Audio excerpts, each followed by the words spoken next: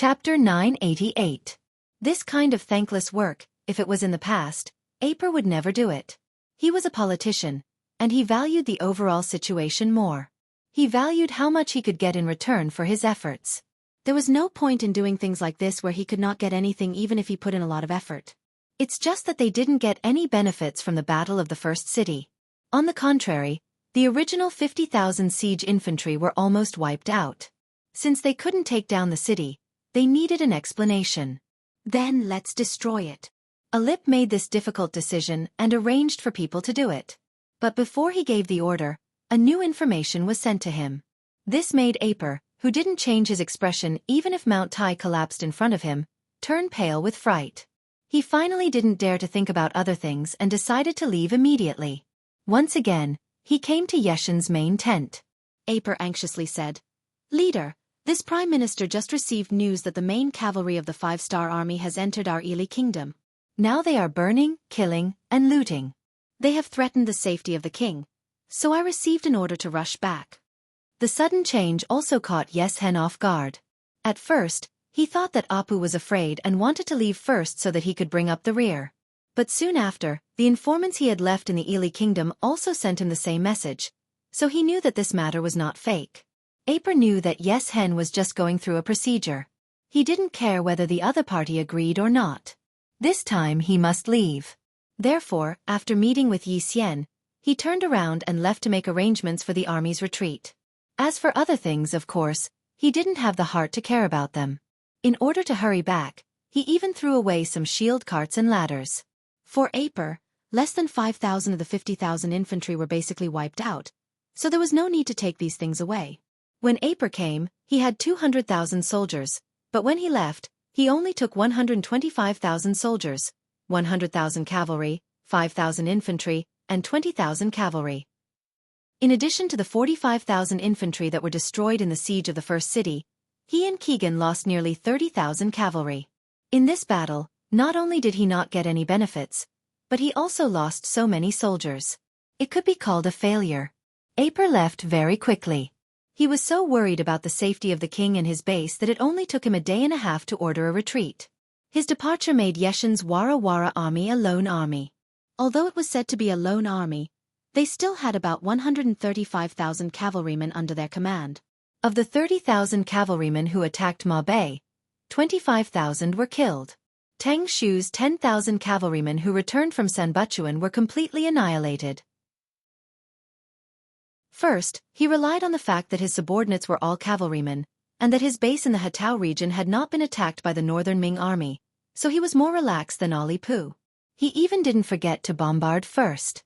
Since he was going to leave, he had to leave something behind. Otherwise, it would be a big loss. Under Yeshen's order, the 5,000 cavalry dismounted and became infantry. They pushed the heavy catapults and rushed out of the first city. He wanted to do this under the eyes of First City. He wanted to discuss Yang Chendong. The movements outside the city were updated every hour and sent to Yang Chendong. When he heard that Aper had led the Ili army to retreat, and Yeshen stubbornly wanted to take his grain fields, he had the urge to immediately send troops. Speaking of which, after a month and 8 days of defensive battles, batch after batch of veterans were recruited into the new Second Army. The new Second Army had basically taken shape under the preparations of the commander. It had the 1st Cavalry Division, the 2nd Cavalry Division, the 3rd Cavalry Division, and the Infantry Division, a total of more than 33,000 people. In addition, there were nearly 20,000 people in the new Second Army's main force, as well as the 1st Cavalry Division and the Tatar Division outside the North City. Now, he had more than 60,000 soldiers in his hands. If he launched a counterattack with all his strength, he had some confidence in winning. However, it could only be said that he had confidence, and the chances of winning were not very high. Furthermore, the cavalry that he had brought with him were all elite troops that had fought alongside him for many years. The remaining 135,000 men were already twice the number of his own men.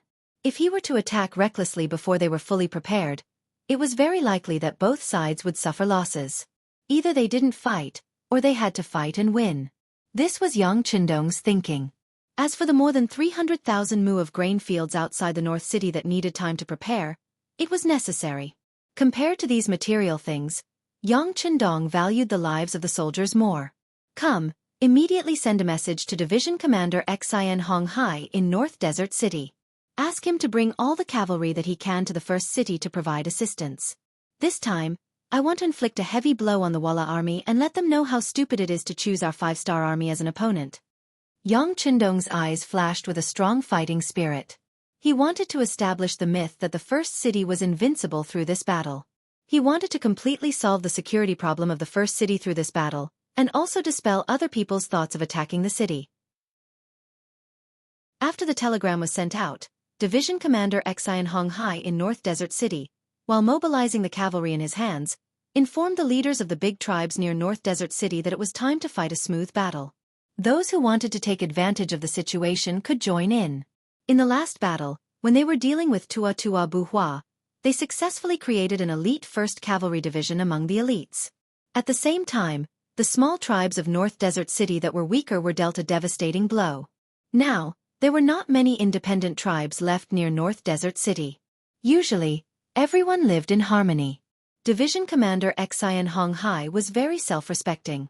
Whenever something happened, he would discuss it with everyone, so he also had a good relationship with people here. This time, he took the initiative to stand up and said that if there was any merit, he could share it with everyone. If there were benefits, everyone could take it together. How could anyone not respond? At that moment, under the leadership of Xianxia, more than 6,000 men and horses were gathered.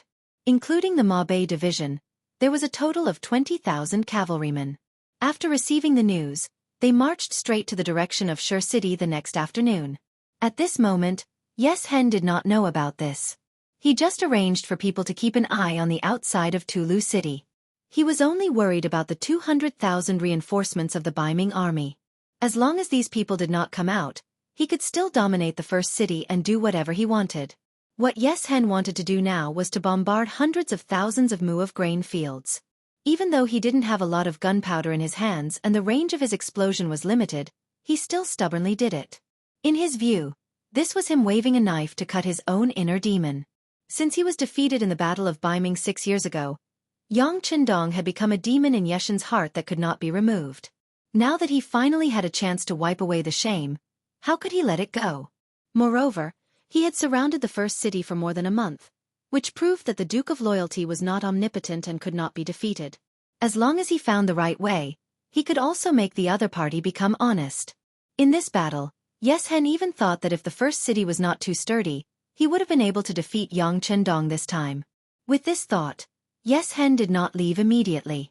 Instead, he waited to bombard the grain fields and let Yang Qindong know what it meant to be helpless before leaving.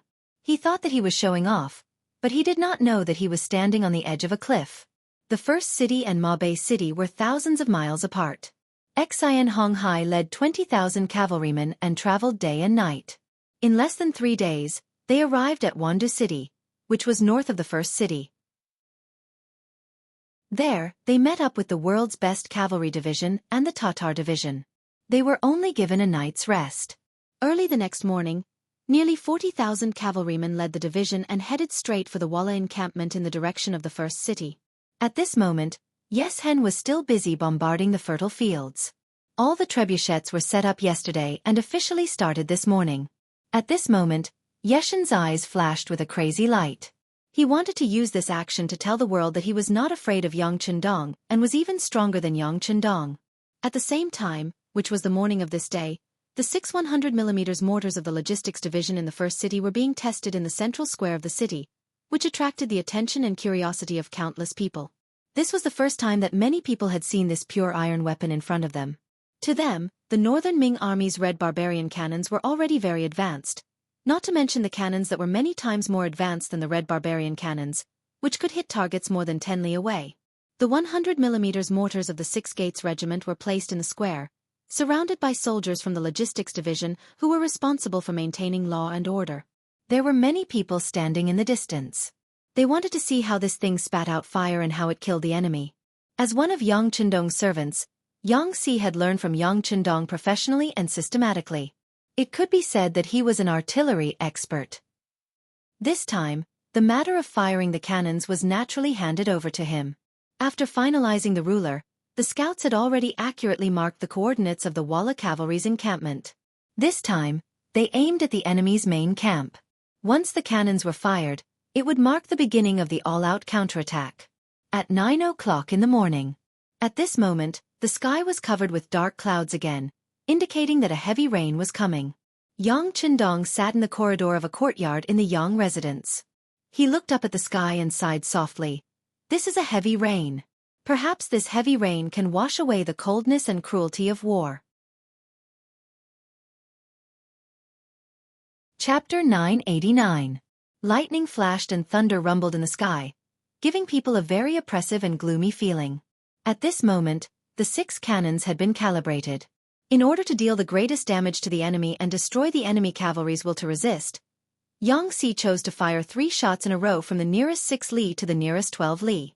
In other words, in this 6-kilometer-long Walla army camp, the 6 cannons had to fire 3 shots in a row in a short period of time. That was 18 shots in a row. Without any preparation, one could imagine how much damage and shock this cannon fire would bring to people. Ready, fire.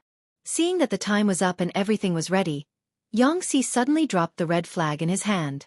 Then, the 6 cannons let out a loud roar. 6 shots were fired out of the barrels and flew out of the city. In the square, the people didn't disperse because of the heavy rain. They still opened their eyes wide and looked at the light and roar caused by the cannons. Outside the beginning city, the Walla cavalry was less than 3 kilometers away from the city wall. They seemed to want to use this method to suppress the 5-star army and show their strength. At this moment, the front line had undoubtedly become the focal point of the cannons.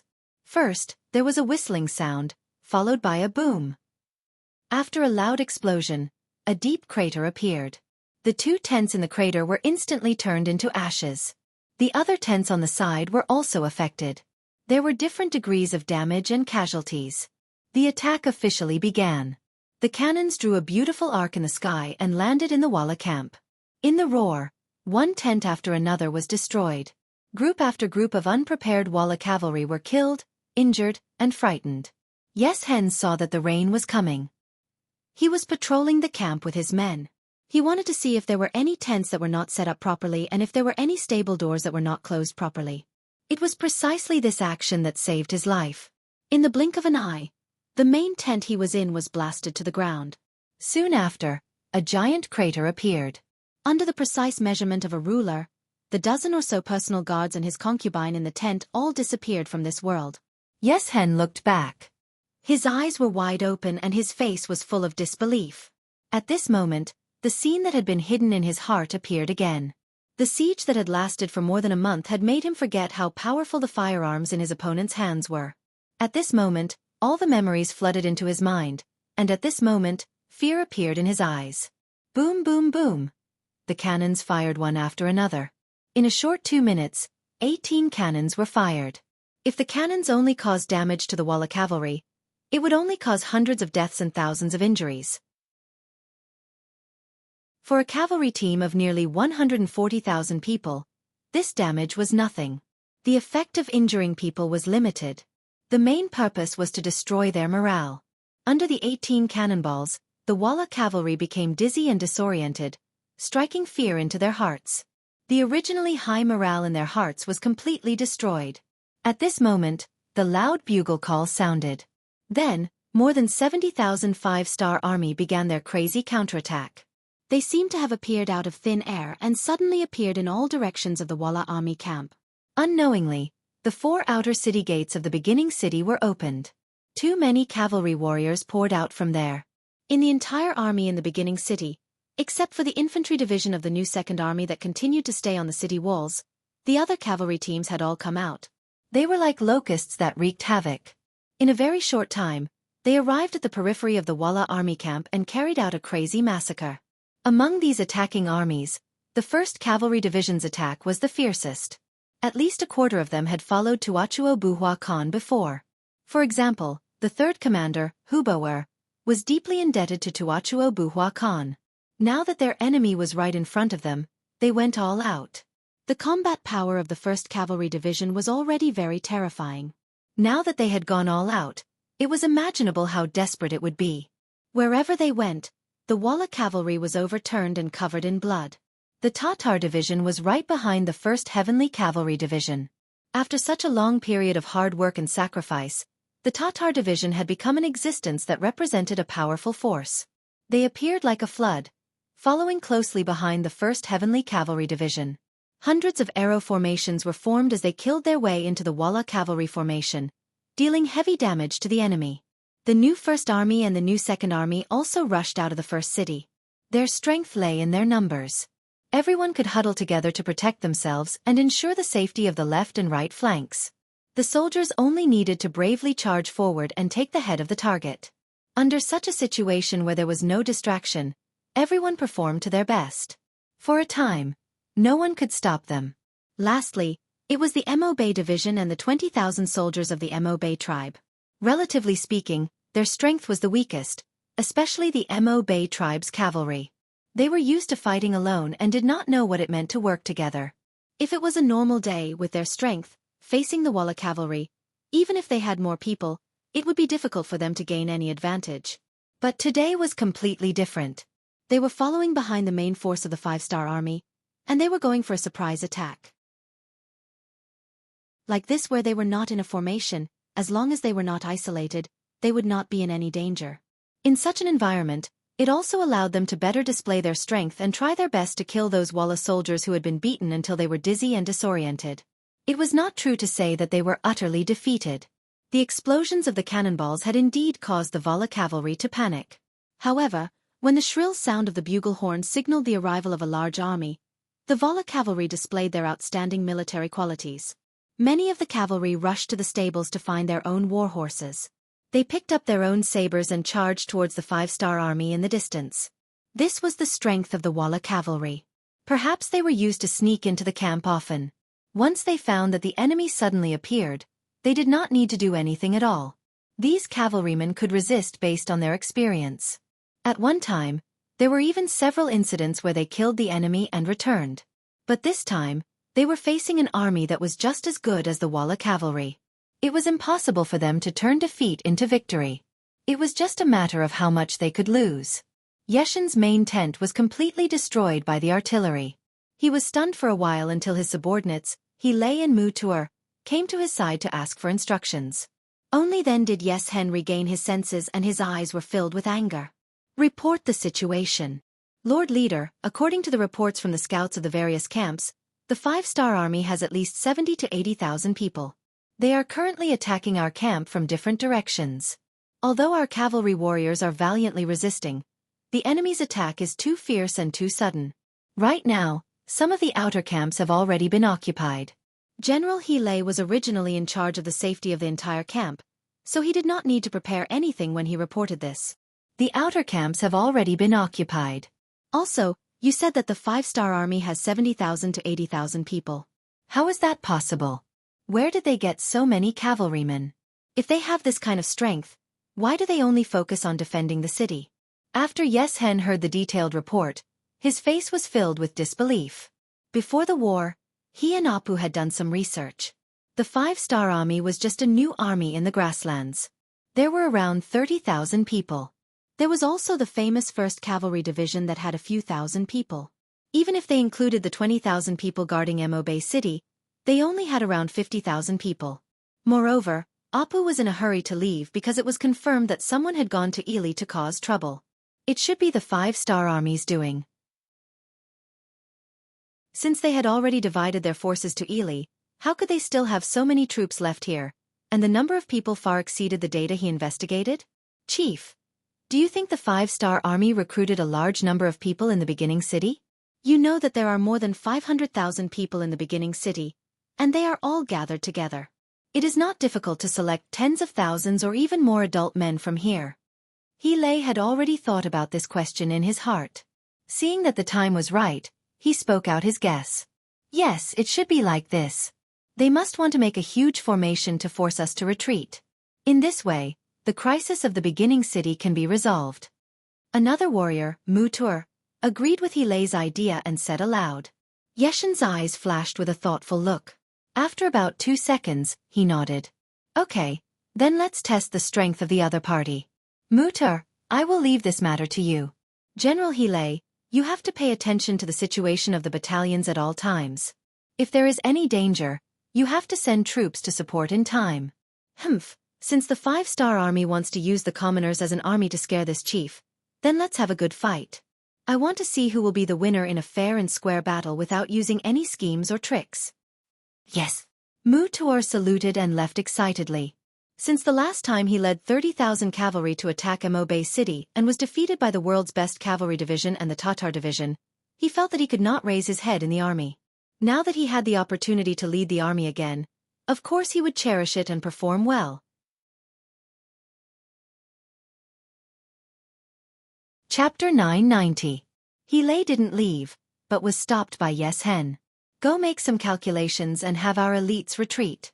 If things don't work out, we need to leave the battlefield as quickly as possible. Do you understand? Leader, do you mean that we might lose this battle? He Lei carefully worded his words. There's a saying in the art of war, it's not wrong to think about defeat before planning for victory, Yes Hen said cunningly. He didn't understand much of the 36 stratagems, but he completely understood the last stratagem, retreat. He could even use it in battle. He had a feeling that Yang Qindong wouldn't do such a thing if he didn't have a certain chance of winning. It was necessary to prepare beforehand. As long as the main force and elites were still there, this battle wouldn't be considered a defeat. After understanding Yeshen's meaning, He Lei asked worriedly, Leader, should we inform General Mu Tuo? He should be going to the front lines soon. If we suddenly retreat with our elites, won't he be in danger? No need. Mu Tuo should have been executed in the previous battle. Keeping him alive for so long is my benevolence. Let him fight to the death on the battlefield and gain a good reputation. Isn't that better? Yeshen's ruthless side was once again displayed. In the eyes of this kind of person, there was only value in using others. As for friendship and feelings, they didn't exist at all. If anyone wanted to talk about feelings with him, they would be looking for sadness and death. After He Lei heard this, his heart skipped a beat. While he was on guard, his expression didn't change as he said, Yes, leader. This subordinate understands. How would Mu Tuo know about this? He, who had left excitedly, was now leading his army forward. This time, he had to perform well to make up for his previous mistakes. If everything was as the chief and He Lei thought, then the 5-star army should be made up of commoners in disguise. If that was the case, they would not be a match for him at all. His chance to make a contribution had come. As expected of one of the 4 great generals, once Mu Tuor entered the battlefield, he launched fierce attacks again and again. And he was facing the Mo Bay army and Mo Bay army that had arrived last.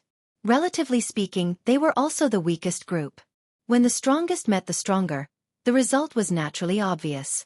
Although Xian Honghai commanded well and filled in the gaps in time, the soldiers under him lacked the ability to fight together. Before the battle, they could still have a good formation, but once the battle started, they all became scattered sand. They could only fight for themselves and it was difficult to form any cooperation.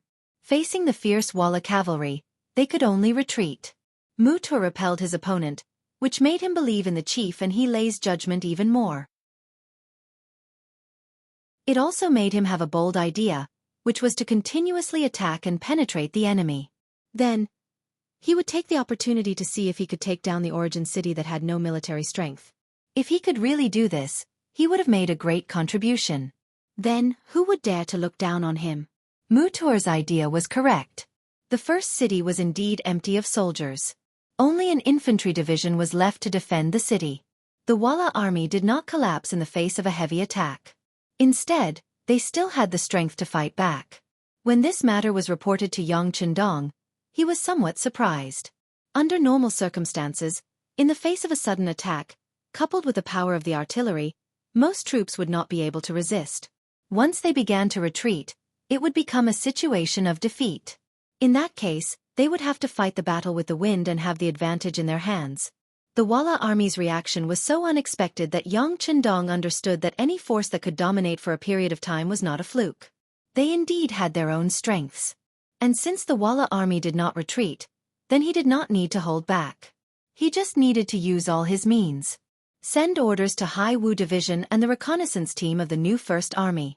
Let them attack the Walla army from the south and disrupt their formation.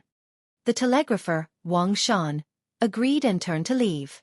Then Beta Persei excitedly entered the courtyard. As soon as he saw Yang Qindong, he excitedly said, Young master, There is a report from the front. There is a Walla army of about 10,000 that has broken through our encirclement and is moving under the first city. There is such a thing? Yang Chendong was stunned. He did not expect that the Walla army not only had the strength to fight back, but also had the intention to seize the first city for the second time. Yes, we have figured it out. This Walla army is led by Muther, one of the 4 generals under Yes Hen. The direction he chose to attack is the Mo Bay Division and the Mo Bay Tribal Coalition. Young Master, you know that their combat power is mediocre. If they fight some easy battles they can achieve good results, but when facing a strong army, it is not enough. Beta Persei reported everything he knew. Just as Beta Persei finished speaking, there was a sudden rumble of thunder in the sky. The heavy rain that had been brewing for a long time was about to fall. Yang Chendong looked up at the sky and then looked at Beta Persei. Do you mean to take the army out and destroy the Walla army? Yes, young master, but I don't know if it's possible. The light in Beta Persei's eyes betrayed the excitement in his heart. As a man, and a hot-blooded man, if there was a chance to gallop on the battlefield, of course he would not refuse. Instead, he would fight for it. Beta Persei's strength was not weak. In the past few years, he had practiced his equestrian skills on the grasslands well. But because he was with Yang Chendong, the opportunity to fight was completely deprived. Now that he finally had a chance to perform well, how could he miss it? Naturally, he would fight for it. Yang Chendong only hesitated for a moment before agreeing to Beta Persei's request. Your desire to fight is good, but now there is no decent cavalry in the first city. What do you have to fight with this Muther? Young master, don't you have your 2 guard brigades? They add up to 1,000 people. That's enough. Besides, although the guard brigade has not stopped training since it was established, they have not experienced any battle after all. After a long time, I'm afraid that their skills will be rusty. There are some opportunities to test their strength. Isn't it the best of both worlds? Beta Persei opened his mouth and found a good reason for himself. The 2 guard brigades had a total of about 1,000 people. This was also Yang Chendong's last defense force, but at the same time, it was also the strongest defense force. Those who could enter the guard brigade not only had to have a clean background, but their skills were also excellent. In the eyes of many people, being able to enter the guard brigade was a glorious existence. The difficulty was even many times more difficult than entering the Cold Front and the 1st Cavalry Division. Every member had to be carefully selected by Yang Heir and the 2 captains before they could join the team. However, there was a problem, and that was that no matter how many connections you pulled, you still wouldn't be able to get what you wanted. These people were also highly skilled. It was not an exaggeration to say that even the 1st Cavalry Division could not be their opponent in a battle of 1,000 people. This was why Beta Persei had confidence in the 2 guard brigades, and why he dared to make the decision to fight thousands of people. Yang Chendong usually trained with the guard brigade, so he was naturally aware of their strength. Since Beta Persei was pleading like this, and considering that the guard brigade indeed lacked joint combat experience, this might be an opportunity. He finally nodded. Okay, I can agree to your request, but young master also has a condition. Young master, please speak. Beta Persei took a step forward excitedly, his face full of eagerness. I agree to let you send troops, but young master, I also want to go with you. How about it? Yang Chendong also wanted to see the scene of the Walla cavalry charging with 10,000 people. He also had a hot-blooded side to him. Okay. Wait. Beta Persei instinctively agreed, but he quickly came back to his senses and shook his head repeatedly. No, the ladies and Tigerhead have strictly ordered me not to let young master take risks. This is absolutely impossible. Yang Chendong knew that Beta Persei would not agree immediately, so he questioned him. Beta Persei, you just said that with the strength of the guard brigade, it would not be a problem to deal with the Walla. Are you doubting the strength of the guard brigade? No, young master. Beta Persei quickly shook his head and denied. That's good. Since the combat power of the guard brigade is invincible in the world, there is no danger. What is there to be afraid of for young master to follow them? Well, it's settled. The battle doesn't wait for anyone. Go and arrange it immediately. Yang Chendong waved his hand at Beta Persei without any explanation. Beta Persei retreated just like that, only to realize that he had been tricked by the young master. But he knew that even if the young master had made a decision, he could not stop it with his ability. If he continued to talk, he was afraid that the young master would have the opportunity to fight, and he would only be trapped at home. If that was the case, then so be it on the battlefield. As long as he was careful and protected the young master by his side, and with the young master's skills that no one knew how powerful, there should not be any danger. The heavy rain poured down, as if the sky was leaking, and it fell on the grassland, washing away the blood on the cavalry on the battlefield. Wuxia led a total of 20,000 cavalrymen and charged fiercely for a while, breaking through the obstacles of the Mabe division and the Mabe tribe, and finally arrived in front of the west gate of the first city. There were less than 8,000 cavalrymen left behind, and many of them were injured. When he saw the closed gate of the first city in front of him, the original hope in Wuxia's eyes was extinguished by more than half. Under such heavy rain, without any siege weapons, it was impossible for him and his 8,000 cavalrymen to rush into the city. Victory was so close to him, but it was also so far away. "General, what should we do? The rain is too heavy, and the brothers are too tired. We have to find a place to rest." A commander in the army walked to Wuxia's side and asked tentatively.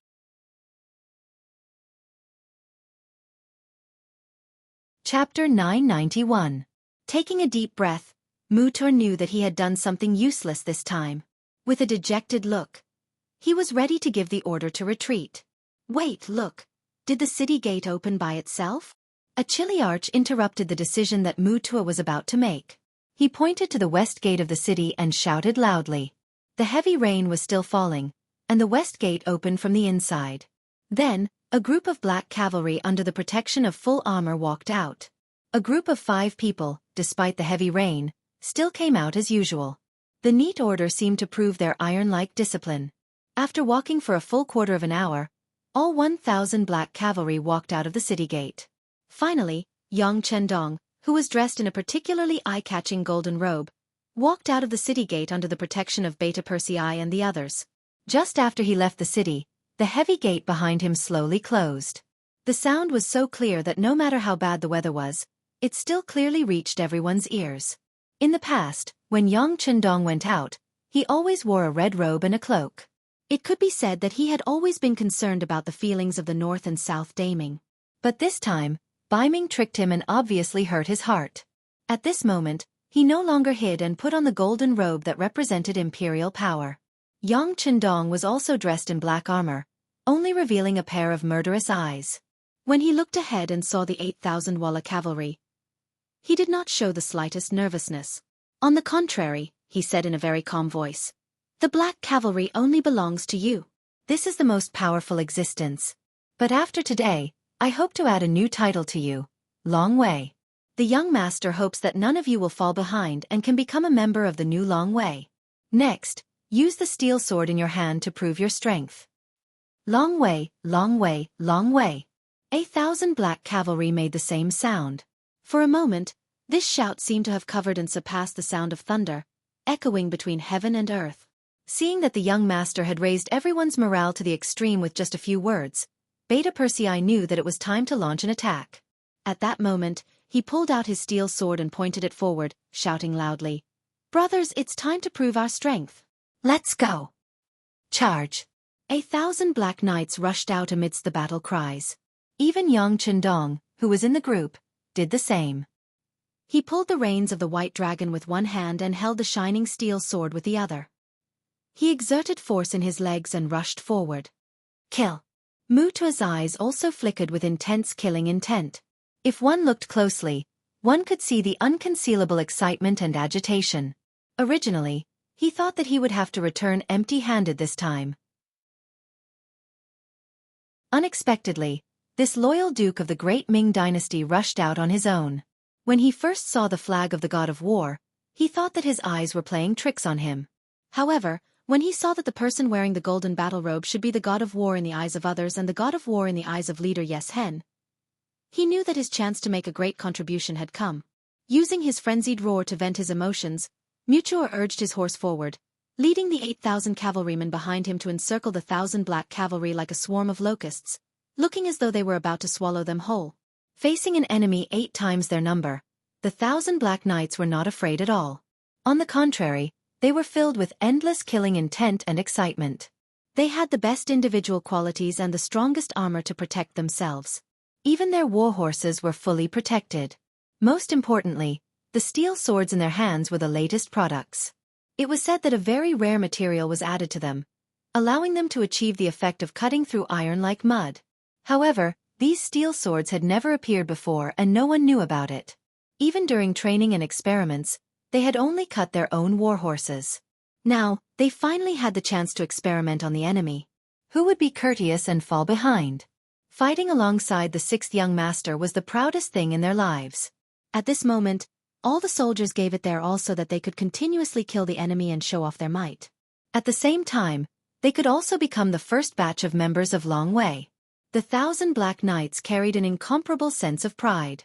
They wore impenetrable armor and held indestructible sharp swords.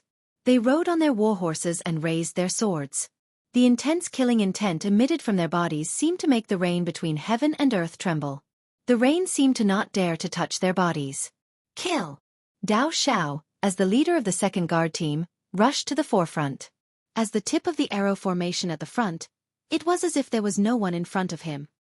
He fiercely stabbed towards the Walla cavalry in front of him. The steel swords were constantly waved in mid-air. Wherever they went, the Walla cavalry soldiers who were close to Dao Xiao were all stunned. They had all discovered an unimaginable fact.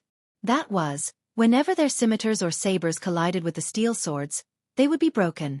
Even though the cavalry was terrifying, the impact was even more terrifying. However, when the cavalry soldiers lost their weapons, they were like wolves without sharp teeth.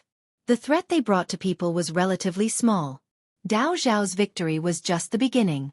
In the following period of time, as the Black Knights continued to attack, more and more enemy sabers were cut in half. When many of the Walla cavalry soldiers reacted and wanted to avoid the sabers of the Black Knights, they sadly discovered that the sabers in their hands could not penetrate the black armor. They could not achieve the effect of killing or even injuring the enemy. On the contrary, when the steel swords in the hands of the Black Knights were no longer obstructed by the sabers, when they slashed the bodies of the Black Knights, it was a life. Unless it was necessary, in the eyes of the Black Knights, there were only dead people. There were no captives. After Dao Xiao quickly dug deep into the Walla cavalry, the leader of the first guard team, Qiu Vi, also quickly engaged in battle with the Walla cavalry. In the following period of time, countless lives fell in front of them. In terms of combat strength, equipment, quality, and combat strength, no one was a match for the Black Knights. It had been a long time since the Black Knights participated in a proper battle. For a time, many people only remembered that there was a very powerful 1st Cavalry Division on the grasslands, but forgot that there was a Black Knights that was even more powerful than them. And this battle was the time to verify and continue their legend. On the West Gate Tower of the beginning city, although the rain was still pouring, there were more and more soldiers and people standing on top of it. They rushed over after hearing the news that the Heaven Khan was going to attack personally. They wanted to see the Heaven Khan's glory. The facts did not disappoint them. Although it seemed that the military strength of the two sides was obviously not equal, with 1,000 against 8,000. If such a thing was told to anyone, they would probably arbitrarily choose the winning side. However, it happened to the Heaven Khan. This person who constantly created miracles seemed to be very normal for him to win. He was originally a messenger sent by the Longevity Heaven to the grasslands. Anyone who made an enemy of him was equivalent to provoking the gods. It was only a matter of time before they were punished. Look, the person wearing the golden god of war is the Heaven Khan. Look, the Heaven Khan is moving. Heavens, the way he wields his saber is so perfect. Obviously, the person who shouted this must be the grassland woman. The difference in their living environment made them more cheerful and more proactive. The Heaven Khan had already rushed into the enemy camp. His golden battle robe was so dazzling that it attracted the attention of countless Walla cavalry. It was just that on top of the city walls, no one was worried about Yang Chendong. It was as if in their eyes, no one in this world could defeat the Heaven Khan. Therefore, no one felt that the Heaven Khan was cruel when he kept waving his saber, causing blood and limbs to splatter everywhere. Even some of the more timid girls on the city gate tower could only see the Heavenly Khan's imposing figure and clean movements. Yang Chendong had indeed killed his way into the enemy camp. He was covered in black armor from head to toe, so he was not afraid of any opponent at all. In this kind of battle that was close to a one-sided massacre, he had to show enough bravery and let the world sing about it.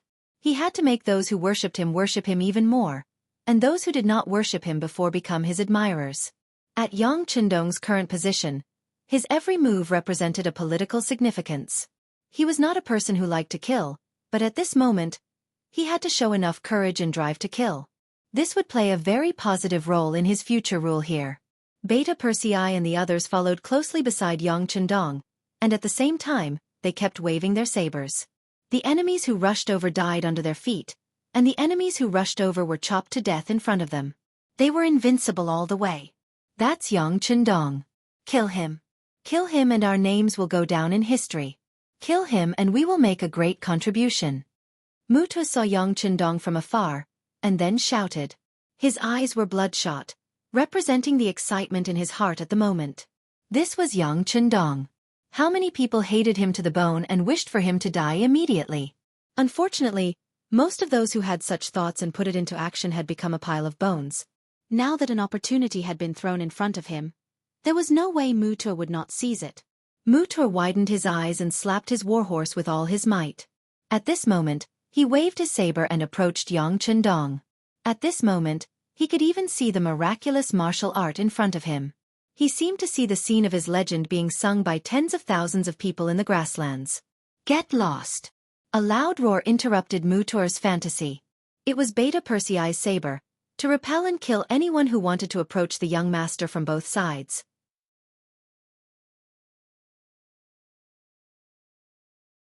Chapter 992. Mutua was naturally different from ordinary cavalry. Seeing the blade coming at him, he dodged nimbly. The steel blade brushed past his shoulder and disappeared in a flash. With a sneer in his eyes, he did something that he would regret for the rest of his life. He swung his blade at Beta Persei's body. The speed of the blade was so fast that the Shadow Knight protecting Beta Persei did not have time to block it. Seeing that the attack was about to succeed, although the blade could not hurt Beta Persei due to the invulnerable black armor, it would inevitably bring shame to Beta Persei. Just as the blade was about to fall, Beta Persei's majestic body suddenly turned nimbly, making a move that did not match his tall body at all. Just as the blade was about to fall on the black armor, the steel blade in his hand finally blocked it at the last moment. The collision of the two weapons produced a very crisp sound. Mutua was not discouraged by the fact that his blade was blocked and did not succeed. Yang Qindong wasn't his target in the first place. He was just itching to fight back. Since he couldn't hurt Yang Qindong, he didn't want to waste any more time here. He had to find Yang Qindong as soon as possible and kill him. Riding on his warhorse, Mutua turned around once more, and saw Yang Qindong right in front of him. Moreover, it was his opponent's back. Knowing that an opportunity had presented itself, Mutua was naturally excited. He instinctively raised his blade and stabbed forward, his face flashing with the look of a treacherous scheme that was about to succeed. But in the next moment, this action suddenly stopped. It was for no other reason than because he found that the original saber in his hand had been broken into half. Including the hilt, he only held half of the saber in his hand. He did not know that after his attack was blocked by Beta Persei, the saber had become like this. Just as he was wondering why the saber had become like this, Yang Qindong, who was right in front of him, suddenly turned around and slashed at him. This strike was fast and accurate. The horizontal slash landed right on Mutua's neck, bringing the head that could still make any expression into the air. Mutua had died in battle. Even at the moment of his death, he couldn't help but wonder what was going on. Why did his saber suddenly break into two? Could it be that this person was really sent by the longevity heaven? Could it be that anyone who went against him was seeking their own death? He wanted to continue asking questions, but Mutua no longer had the chance. At this moment, he couldn't be more dead. What he didn't know was that Yang Qindong had only turned around because he had sensed the danger behind him. The Heavenly Khan didn't care about him at all, even if he reported his name. This was because in front of Yang Qindong, even if it was Yes Hen, it was nothing to be proud of. They were not on the same starting line to begin with. Mutua had died in battle, and thousands of Walla cavalry were buried with him. And as the rain grew heavier, more and more people died, and more people were buried with him. And this battle only lasted for more than half an hour, and it was over after a little more than an hour. The new army had returned to the beginning city. They were sent by Tiger's man. After learning that someone had broken through the Mo Bay Division's defensive line, he was worried about the safety of this place. So he sent Jianghu, the leader of the new army, to come personally.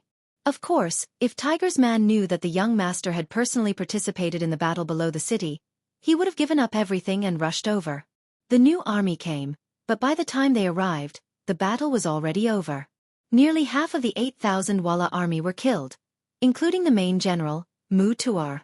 The other half had already dismounted and knelt down to surrender.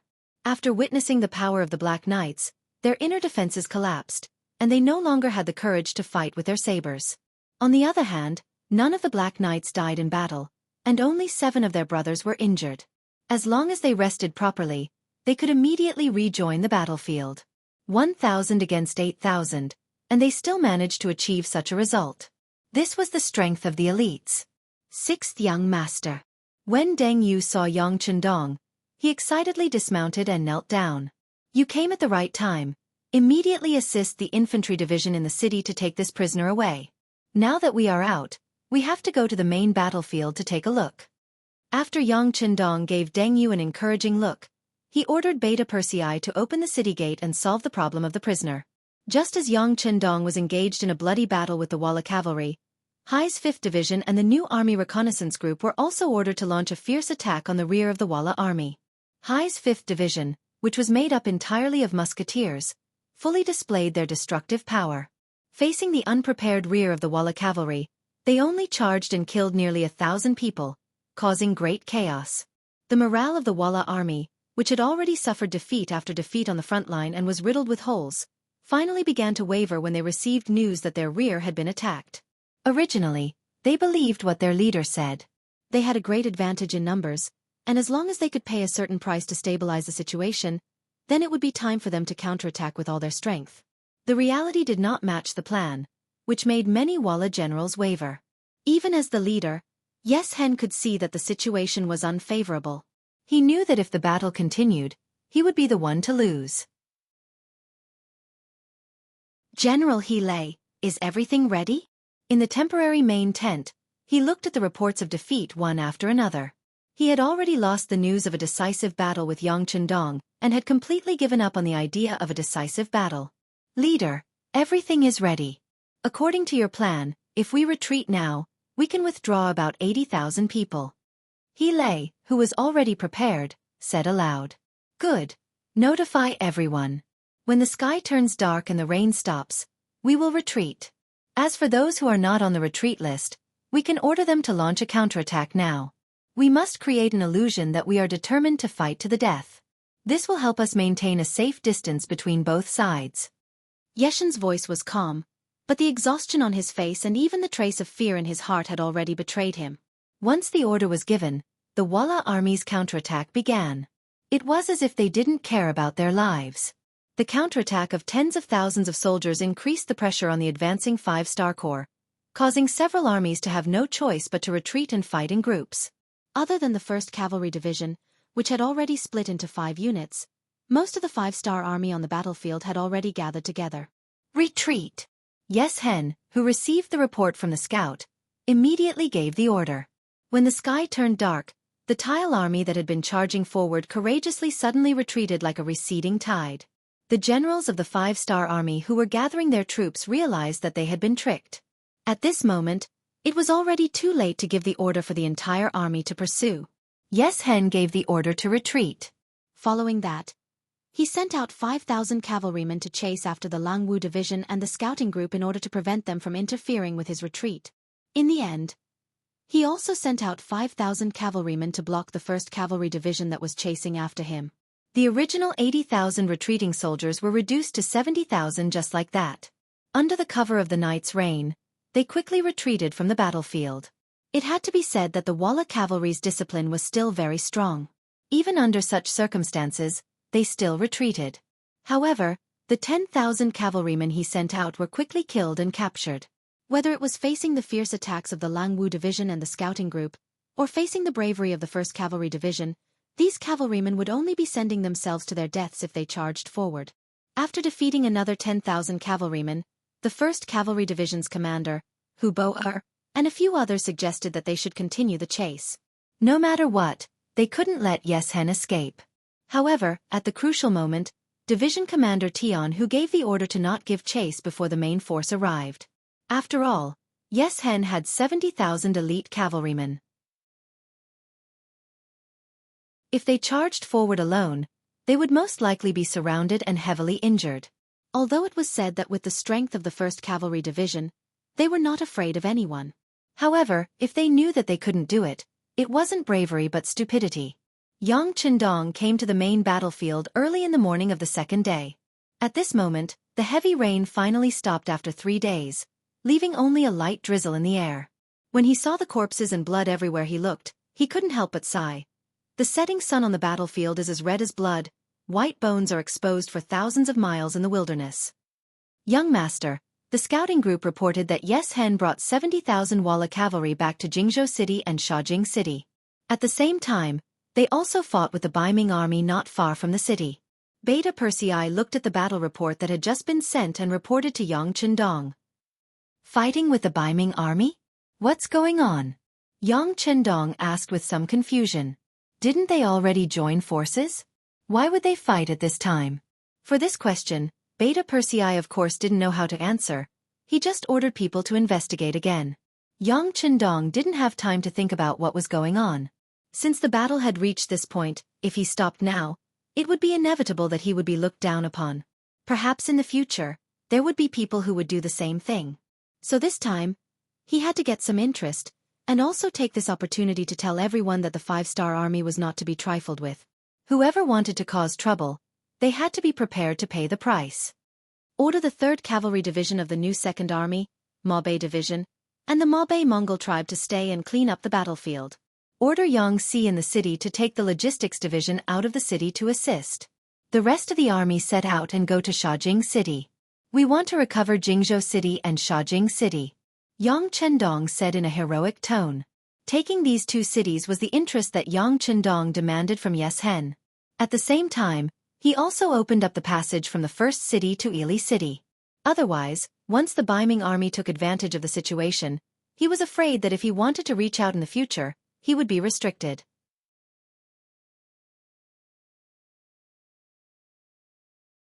Chapter 993.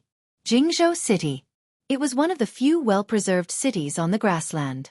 In the past, this place had always belonged to the Tatar Empire and was one of the important cities under the rule of Tuachuo Buhua. It was not until the Battle of the Beginning City that he lost to Yang Chendong. He, who led 3,000 elites, was besieged by Yang Chendong. In the end, he died in battle, and these cities became ownerless.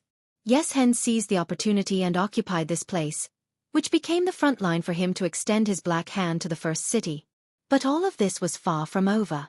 At the beginning of the year, the Baiming army sent out 400,000 troops from the north, south, and west. Soon, Jingzhou City changed hands and became the Xian Mansion of the Baiming army. But soon, the situation changed. The Baiming army's southern front, Yanghong, was defeated. The Walla also invited Yi Li to join forces with him to come to the grassland. The Xian Mansion army had to retreat in the face of great pressure and the Jingzhou city changed hands again. After that, the Walla army led by Yes Hen and the Yi Li army joined forces to besiege the first city. This place became the base for transporting provisions from the rear. But then, Yi Li army's nest was attacked. Prime Minister Arab had no choice but to retreat. Taking the opportunity, the 5-star army launched a counterattack and fought a great battle with the Walla army under the first city. It seemed that the battle situation was unpredictable, but as long as one was observant, one could see the opportunity in it. For example, Deng Chong, the military supervisor eunuch of the Xian Mansion army, was one of them. He boasted that he was smart. After receiving the order from the chief eunuch, Jin Ing, Deng Chong mobilized the genie guards to put Shi Wanshan, Ancient River, and Ning Wenfeng under house arrest. Because of this, he obtained the power to control the army. When the first city defense battle was in full swing, he had been paying attention to the movements of various parties, imagining if he could find any benefits from it. For this matter, he took the initiative to find Shi Wanshan and the other 2 who were under house arrest. Under the righteous cause, the 4 of them discussed and finally came to a unified opinion. If the 5-star army lost this battle, The Baiming army would take Saihan Mountain and make it the gateway to the northwest to protect the safety of Tulu City. On the other hand, if the five-star army won, they would think of a way to take Jingzhou City or Shaojing City and regain control of the situation here. Now that they had a plan, all they had to do was wait for news from the front line. After sending countless scouts, the five-star army, they finally came back to the First City Defense Army. Of course. Of this, yes, don't ask why. Don't ask what the reason is. Yang Chendong can give people this kind of feeling of confidence. Previously, Shi Wanshan and the others were already puzzled by the fact that they only defended the beginning city without attacking. Logically speaking, with the strength of the five-star army in this area, it was impossible for them to be so helpless. The current counterattack had proven everything. It wasn't that the five-star army didn't have the strength, but that they had been waiting for something. Of course, they did not know that Yang Chendong wanted to use the defensive battle to train his troops. At the same time, he wanted to see if there would be any problems with the defense of the first city. After all, he couldn't stay here forever, so he had to be aware of everything here. Regardless of Yang Chendong's thoughts, Deng Chong was more interested in his own opportunity. Since everyone said that the Walla army would be defeated, what he needed to do now was to attack and occupy Jingzhou City. Regarding Deng Chong's, Shi Wanshan and the other two had the same opinion. According to them, the Walla army might be defeated, but after all, they had hundreds of thousands of cavalry. Even if they fought with the five-star army, they wouldn't be defeated in one battle. If they were to attack and occupy Jingzhou City now, it would still be very dangerous. It was better to wait and see. When the five-star army appeared, everyone would cooperate. The other party would attack Shaojing City, and they would attack Jingzhou City. Shi Wanshan and the other two's words belonged to the old cities. For Deng Chong, who wanted to make contributions, this was not in line with his interests. On the surface, Deng Chong agreed to Shi Wanshan and the other two's request. However, after leaving the yamen of the three nobles, Deng Chong changed his mind. He decided to take a risk and take down Jingzhou City. Deng Chong's thinking was very simple. Once they could take Jingzhou City and station a certain number of soldiers there, even if the defeated Walla army was dissatisfied, they wouldn't waste time attacking the city. In this way, the great merit of taking Jingzhou City would be his alone. In this way, he would have a chance to return to the capital and enter the Imperial Palace. Only by working at the emperor's side could a eunuch be promoted faster and have more hope of standing out. Having made his decision, Deng Chong did not let the merit go to his head. He chose to take Jingzhou City through deception rather than a forceful attack. In other words, he sent people to appear outside Jingzhou City in the name of labor. If they could smoothly enter the city, that would be for the best. At the very least, if they could trick a portion of the Walla army out, the pressure of the siege would be greatly reduced. One could say that Deng Chong truly had made many preparations. For this reason, he had even taken out a portion of the limited provisions in Yamen and sent it to Jingzhou City. But he had never imagined that when Tang Xu's army of 10,000 had been wiped out, Yang Chendong had intentionally framed the Baiming army. In other words, the Walla army did not trust the Baiming army at this moment. Deng Chong knew nothing of this. Just when he had wanted to use their relationship as allies to deal a heavy blow to the retreating Walla army, it had been the other side who had made the first move. At the gates of Jingzhou City, the Baiming army had pretended to be a labor force and was preparing to strike, but the Walla army had beaten them at their own game, happily exiting the city.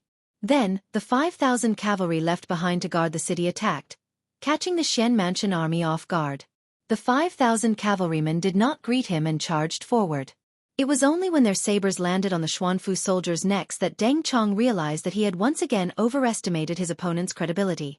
It turned out that this was a heartless person, a race that could kick their friendship away like a ball and betray their allies. Before the Xianxia army could even take out their weapons, they were defenseless. Nearly 10,000 of them were killed by the 5,000 Walla cavalry, and countless more were injured. Deng Chong, who had not only failed to complete his mission, but also suffered heavy losses, was very angry. He quickly transferred 30,000 cavalry from Sanbachuan City. He did not believe that the Walla army with only 5,000 could do anything. It was at this time that even more unfavorable news came. The Vara army had retreated after the battle with the Five-Star Army, and their main force of 70,000 had retreated back to the Shaojing region. Their vanguard had coincidentally clashed with the 30,000 cavalry he had sent. Needless to say, The Xian Mansion soldiers were once again defeated due to their inferior numbers and combat strength. The 30,000 cavalrymen were not even able to display half of their battle prowess. After losing another few thousand cavalrymen, Deng Chong had no choice but to release Shi Wanshan and the other two.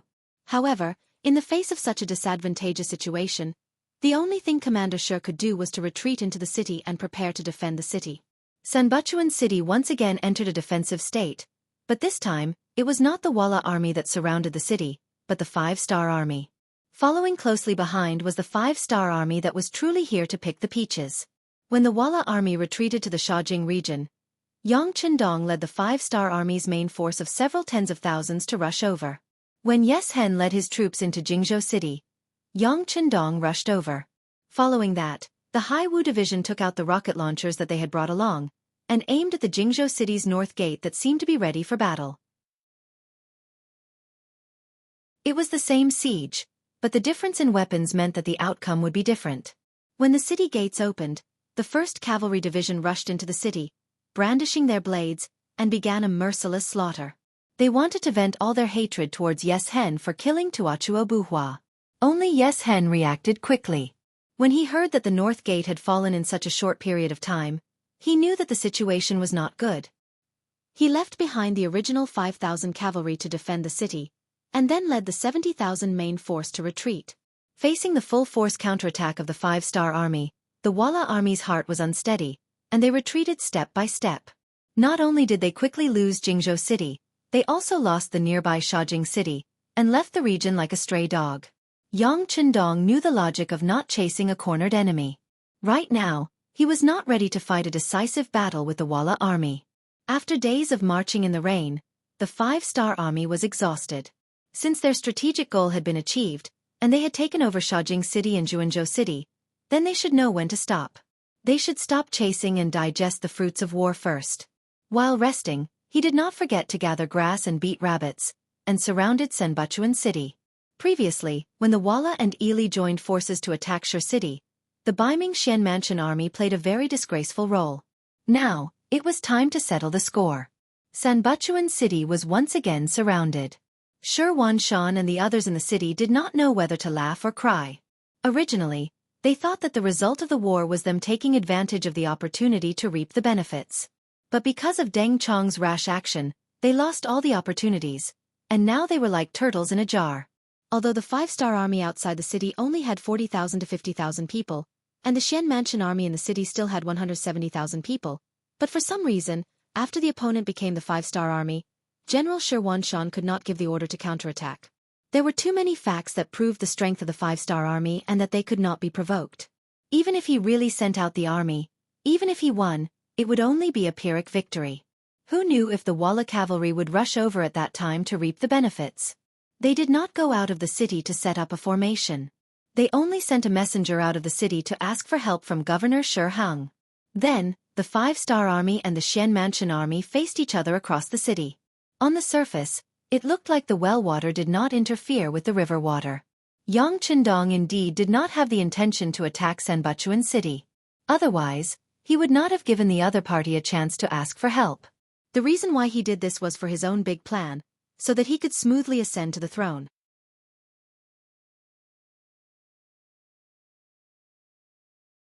Chapter 994. In the temporary tent, Yang Qindong called for the commander of Haiwu Division, He Gong, in order to achieve his goal. Division Commander He, according to our intelligence, I'm afraid that it won't be long before the 200,000 reinforcements from Northern Ming come to us. What I want you to do is to destroy the 100 cannons that they brought with them. Is there a problem? Facing Yang Qindong, He Gong excitedly replied. Sixth young master, in order to achieve our goal, can we use all the weapons we have? Yes, but there's a condition. It's best if you don't injure anyone. Yang Chen Dongqing nodded. He knew that it was impossible to hit those cannons in the army without killing a person, but he was also a Han person. If he could kill one less, he would kill one less. Understood. I promise to complete the mission. Knowing that they could use advanced weapons to launch destructive attacks, He Gong was full of confidence. Haiwu Division also had some rocket launchers, which would become the best weapons to destroy the enemy's cannons. When the news of Sanbuchuan being surrounded arrived, Baiming's commander-in-chief, Marquis Wuxia Shihang, had already arrived at Xuanfu City with 200,000 reinforcements. Before leaving Xuanfu, he also sent someone to the capital to inform them that he wanted to fight the Five-Star Army. According to Shihang, the Five-Star Army had just fought with the Walla Army and the Ili Army. Although they had won, it was a Pyrrhic victory. At the moment, they only had 50,000 people left in the Shajing region. Once he arrived, he would join forces with the Xuanfu division and have nearly 400,000 soldiers. At that time, even if each of them spit, they would be able to drown the Five-Star Army. The moment Shihang led the army out of Xuanfu City, the informants of the city's Bureau of Security sent a telegram. Wang Shan held the telegram and appeared in front of Yang Qindong. Sixth young master. Urgent telegram from the front. After reading the telegram, Yang Qindong's expression didn't change. He nodded and said, "Send a telegram to the person in charge of the security bureau of the capital. Tell him to contact our informants immediately and have them put pressure on Dai Zong." After arranging for Wang Shan to send the message, Yang Qindong ordered Beta Persei to call Tai Hu, the captain of the Wolfang Special Forces, and gave him a secret and important task. Sambulachuan City became quiet again. While both sides were waiting for something to happen, they looked to each other peacefully. Inside the city, Shi Wanshan and the others were naturally preparing for war. The Five-Star Army outside the city began to reinforce the two cities, Jingzhou City and Shajing City. At the same time, they sent a telegram to Yang Si, the logistics division commander in Shijing City, to prepare to immigrate 50,000 people to the two cities. At the same time, they also prepared enough military supplies to transport to the two cities. Yang Qindong's attitude showed that he had already treated Shajing City and Jingzhou City as his own vegetable garden. He didn't take the hundreds of thousands of Baiming army in front of him seriously. It was as if victory was in his hands. Compared to the Five-Star Army, Shihang's reinforcements also progressed very quickly. In just 3 days, they left Teru City and set foot on the fertile and desolate grassland. Not long after the 200,000 reinforcements left Talu City, news came from the vanguard that Shi Wanshan had sent people to receive them. At the same time, they also brought an important piece of news. It was news that the beginning city was very empty. Shihang, who was anxious to make a great contribution, didn't want to see these people at first. In his opinion, he was a dignified governor and Marquis Wuxia, who was personally conferred by the Baiming Emperor. If he did everything by himself, wouldn't it be too degrading? But when he heard the news about Shijing City, he finally couldn't hold back the curiosity and excitement in his heart. He ordered the vanguard general to immediately bring the people to him. Half a day later, the people sent by Shi Wanshan came to Shihang's tent. In front of the big tent, a total of more than 10 people came to the rescue team. Only the captain was allowed to enter the big tent, and he had to be searched. The others could only guard outside the tent. From this point alone, it could be seen that the security was very tight. In fact, inside the main tent, there were 8 elite bodyguards led by Shihang to protect them. These 8 people were all warriors, 1 in 100. In a face-to-face situation, 5 or 6 people couldn't get close to them. They were the masters among the masters. The leader, who was the captain of the rescue team, was allowed to enter the main tent. When he entered, he knelt on the ground with a look of fear and trepidation. When he kowtowed, he didn't even find the right direction. He just kowtowed to a place where there was no one around. This very rash action first caused the 9 people in the tent to be stunned. Then, there was a burst of laughter. Obviously, everyone was so stimulated by the captain's action that they couldn't help laughing. The 8 bodyguards, who had their hands on their waist sabers, also relaxed their vigilance at this moment. How could such a cowardly person carry out an assassination? In the burst of laughter, Shihang, who was sitting on the high seat, shouted to the person kneeling below, "Marquis is here. Tell me, what is your name, what is your position, and what are you here for?" Oh! After hearing Shihang's voice, the person dared to raise his head and take a look. When he saw where Shihang was, he quickly lowered his head again. Then he slowly got up and bowed his head to Shihang, saying, "In reply to Marquis, everyone calls me Little Huzi. I am a centurion by Commander Shi's side. This time, I am here on orders from Commander Shi to tell Marquis a shocking news." Shihang didn't have any doubts about Huzi's words. The other party was wearing the Beiming army's uniform and was so timid. Such a person couldn't be a spy sent by others. Therefore, Shiheng nodded and said, "Shocking news? But I don't know what it is that is worthy of the word shocking." Marquis, Commander Shi said that after more than a month of defense, the first city is already an arrow at the end of its flight. This time, the first city is just an empty city. If Marquis can send troops there, you will definitely be able to settle it in one battle and make a great military achievement. When Wuxia talked about the news, he was much more agile and seemed to be less nervous. Shiheng listened to these words carefully and was not moved. He had already sent people to inquire about it. The first city's walls were high and strong. Even if it wasn't heavily guarded, as long as the city gate was heavily closed, it would be extremely difficult to take it down. Secondly, he didn't believe that Shi Wanshan, who was from the same family as him, would be so kind. Wasn't he worried that the 5-star army would take down Sanbuchuan city? Wasn't he worried about his own safety? A selfish person like Shiheng naturally wouldn't believe that he would put himself in danger for the sake of others. Therefore, when he heard Wuxia's words, he just sneered and said, "Your Commander Shi is really kind. Does he want our army to attack the first city and attract the attention of the 5-star army so that they can solve the siege?" No, Marquis is thinking too much.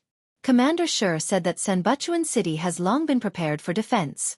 It will be very difficult for the 5-star army to take it down with their current strength. There's no need to worry about the safety there for the time being. On the other hand, if Marquis can take down the first city, it will be a great merit. As a support, my commander will also be honored. It will more or less reduce the loss of the army and the sin of not taking the opportunity to take down Shaojing City and Jingzhou City. I just hope that after Marquis takes down the first city, he can put in some good words for the Xianxia army in front of the emperor. Wuxia also lowered his head and said these. Logically speaking, these words were still somewhat reasonable. This time, when they went to the grassland, the Datong army naturally didn't perform well. The Xianxia army wasn't any better. Even if they waited for Shiheng to bring reinforcements to solve the siege, they wouldn't get any credit. Since that was the case, it was better to take another path. For example, if they could take down the first city, it would definitely be a great merit. They could use their merits to make up for their mistakes and even be praised. After Shiheng understood the reason behind it, his expression became better. "Well, your commander's idea is good. It's just that the first city's walls are so tall. How can it be so easy to take down? If it can't be done in a short period of time and the main force of the 5-star army is attracted back, then wouldn't Marquis be attacked from two sides? That won't happen. My lord has already arranged spies in the first city. As long as the army arrives, the city gates will open from the inside. At that time, Marquis can lead the army in. I think with your 200,000 troops, once they enter the city, who can stop them?" Wuxia said repeatedly. "Spy! Open the city gate? What's going on?" At this moment, Shiheng was really excited. If there was really such an arrangement, then he really had hoped to take down the first city. If that was the case, then he would definitely make a great contribution. At that time, it would be easy for him to be conferred the title of Duke. Shiheng became excited, and Wuxia also said with a look of fear and trepidation, "How could such a secret be known by a small character like me? But my commander has already written a secret letter. His life must be handed over to Marquis personally. The letter is here. Please take a look." Unknowingly, a secret letter appeared in Wuxia's hand. Then, taking this opportunity, he took a few steps forward and was about to come in front of Shiheng.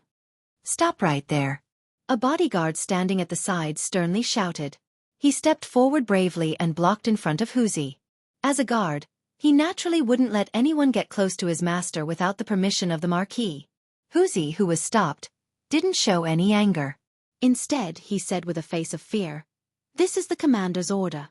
The letter must be handed over to Marquis personally." "It's okay. There's no difference between handing it to the guard and handing it to Marquis," Shiheng said indifferently. Then the guard glared at Wuxia angrily. Then he grabbed the secret letter in Wuxia's hand, turned around and bent down to pass the secret letter to Shiheng, who was close at hand.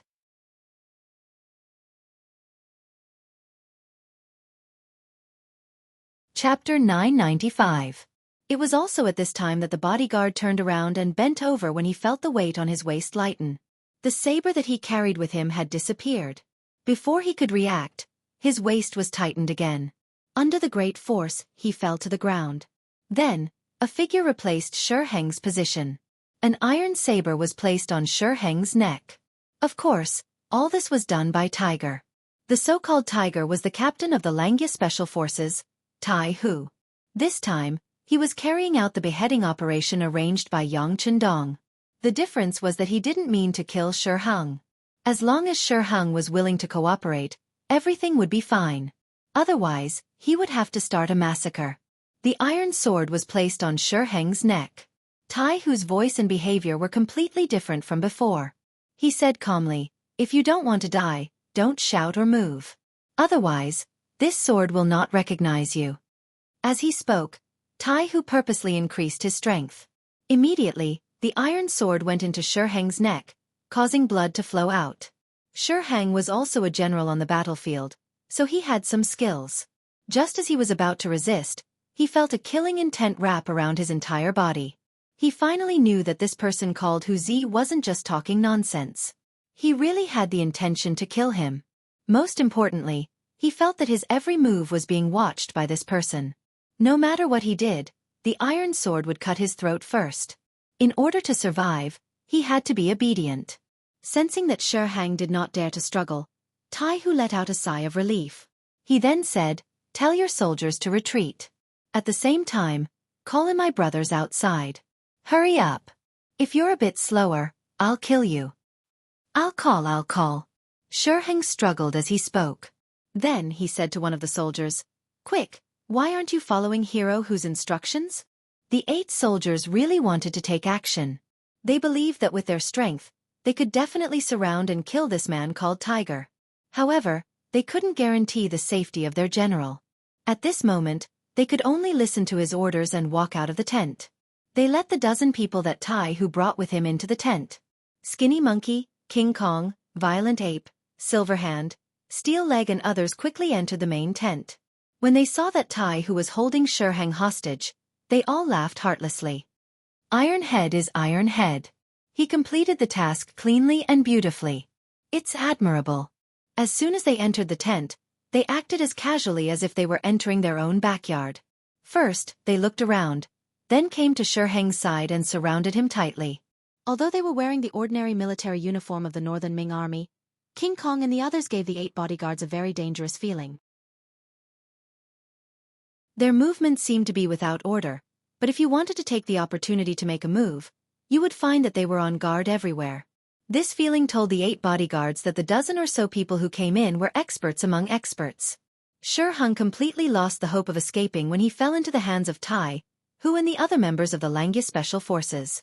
He could only be manipulated by them. "Shiheng, if you want to live, then cooperate with us. When the time comes, I can guarantee that I will spare your life. Otherwise, we'll fight to the death. It's just that we're just commoners, so if we die, we die. But Marquis Shih is different. There's still a bright future waiting for you. If you die like this, it's really a pity." Hearing Tai Hu's words, Shiheng's face darkened, but he had to answer. "Well, Marquis has fallen into your hands. Of course, I'll accept it. But who are you and what are you doing here?" "I'm not afraid to tell you that we're the Langya Special Forces under the command of the Duke of Zhongdan. Our mission is to behead senior officials like you." Tai Hu reported his identity. "The Duke of Zhongdan? You're the Duke of Zhongdan's subordinates?" "I'm Marquis Wuqing, who was conferred by the Emperor of Beiming. Aren't you afraid of the law by treating me like this? Aren't you afraid of being punished by the Emperor in the future?" After knowing the details of Tai Hu and others, Shiheng pretended to be very angry and roared. He wanted to gain the initiative by striking first and oppressing people with reason, but Tai Hu didn't take him seriously at all. "Well, if you want to live, you'd better not shout. We're just carrying out our mission. As for the punishment of the Emperor, it has nothing to do with us." Haha, Tai Hu is right. Even if the Emperor wants to punish us, he has to find us first. Ha! Skinny Monkey, who liked to bicker the most, laughed. His voice attracted the laughter of the other team members. This was like a scholar meeting a soldier. It was hard to reason with him. For the officials, the Emperor was a great existence. But for the ordinary people, It was too far away. Especially for Tai Hu and others, they listened to Yang Qindong. As for the Emperor of Beiming, who was he? He couldn't reason with them, and he couldn't beat them. Shi Hang had to accept his fate and bow his head. He knew that if he wanted to live, he could only do as the other party asked. It's very simple. First, do two things. If you do them well, your life will be safe. Tai Hu saw that Shi Hang wanted to bow his head, so he immediately said, "What are the two things?" Shi Hang asked. First, immediately order the army to stop and set up camp. Second, write a letter to your emperor. Tell him that the 5-star army is too strong and that you are not their match. Tai Hu told him the mission that Yang Qindong had given him. Shi Hang paused for a moment, then shook his head and said, "The army can stop. This is up to Marquis. But the matter of writing a memorial isn't that simple. We have a lot of soldiers, so there's no reason." "You want a reason? Don't worry, there will be one soon." "Yes, just wait for one night." Tai Hu seemed to have expected Shi Hang to say something, so he spoke at a steady pace. The main tent was thus controlled by Tai Hu and the others. What was worth mentioning was that the news of Shi Hang being threatened didn't spread. Perhaps it was because Marquis cared too much about his face. The 8 soldiers were ordered not to spread the news, so the matter was covered up. The 200,000 soldiers were originally ordered to quickly head to Sanbachuan City. However, the order suddenly changed and they were told to stay where they were. Many of the generals couldn't understand. However, no one dared to disobey the military order. They could only find a place to stop. At the same time, the 100 Beiming's newly built redcoat cannons also stopped. During the march, because these things were too heavy, they had been left behind. However, these things were very useful, so there were quite a few soldiers assigned to protect them. There were at least a few thousand people. It wasn't easy to kill their way through the heavy encirclement and get to the cannons. However, if they were to blow them up from afar, it would be much easier. Coincidentally, the order that Lang Wu received was to blow up these things. Since it was a mission given by the 6th young master, He Gong, as the commander, had to carry it out himself. He selected over 100 elite soldiers from Lang Wu and brought 4 rocket launchers to the Beiming army's encampment. 2 of the elite soldiers first knocked out 2 Beiming soldiers who were in charge of patrolling the night. After changing into their uniforms, they secretly placed a dozen or so bags of powerful explosives around the 100 red coat cannons. Then, under He Gong's command, the 4 rocket launchers shot out flames and blasted the bags of explosives. Flames rose into the sky and engulfed the red coat cannons. It was as if an earth dragon had been born.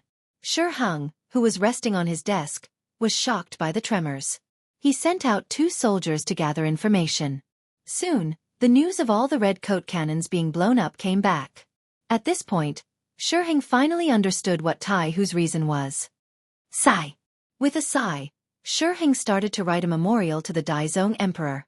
The general content was that because the cannons were destroyed, there were no more powerful siege weapons. Also, considering that the leader of the 5-star army was the Duke of Loyal Ming, he didn't want to fight with them. Therefore, he asked the emperor to give the order to retreat. Beiming capital. Imperial Palace. The war in the northwest grassland had always affected Daizong Zhu Qiyu's heart.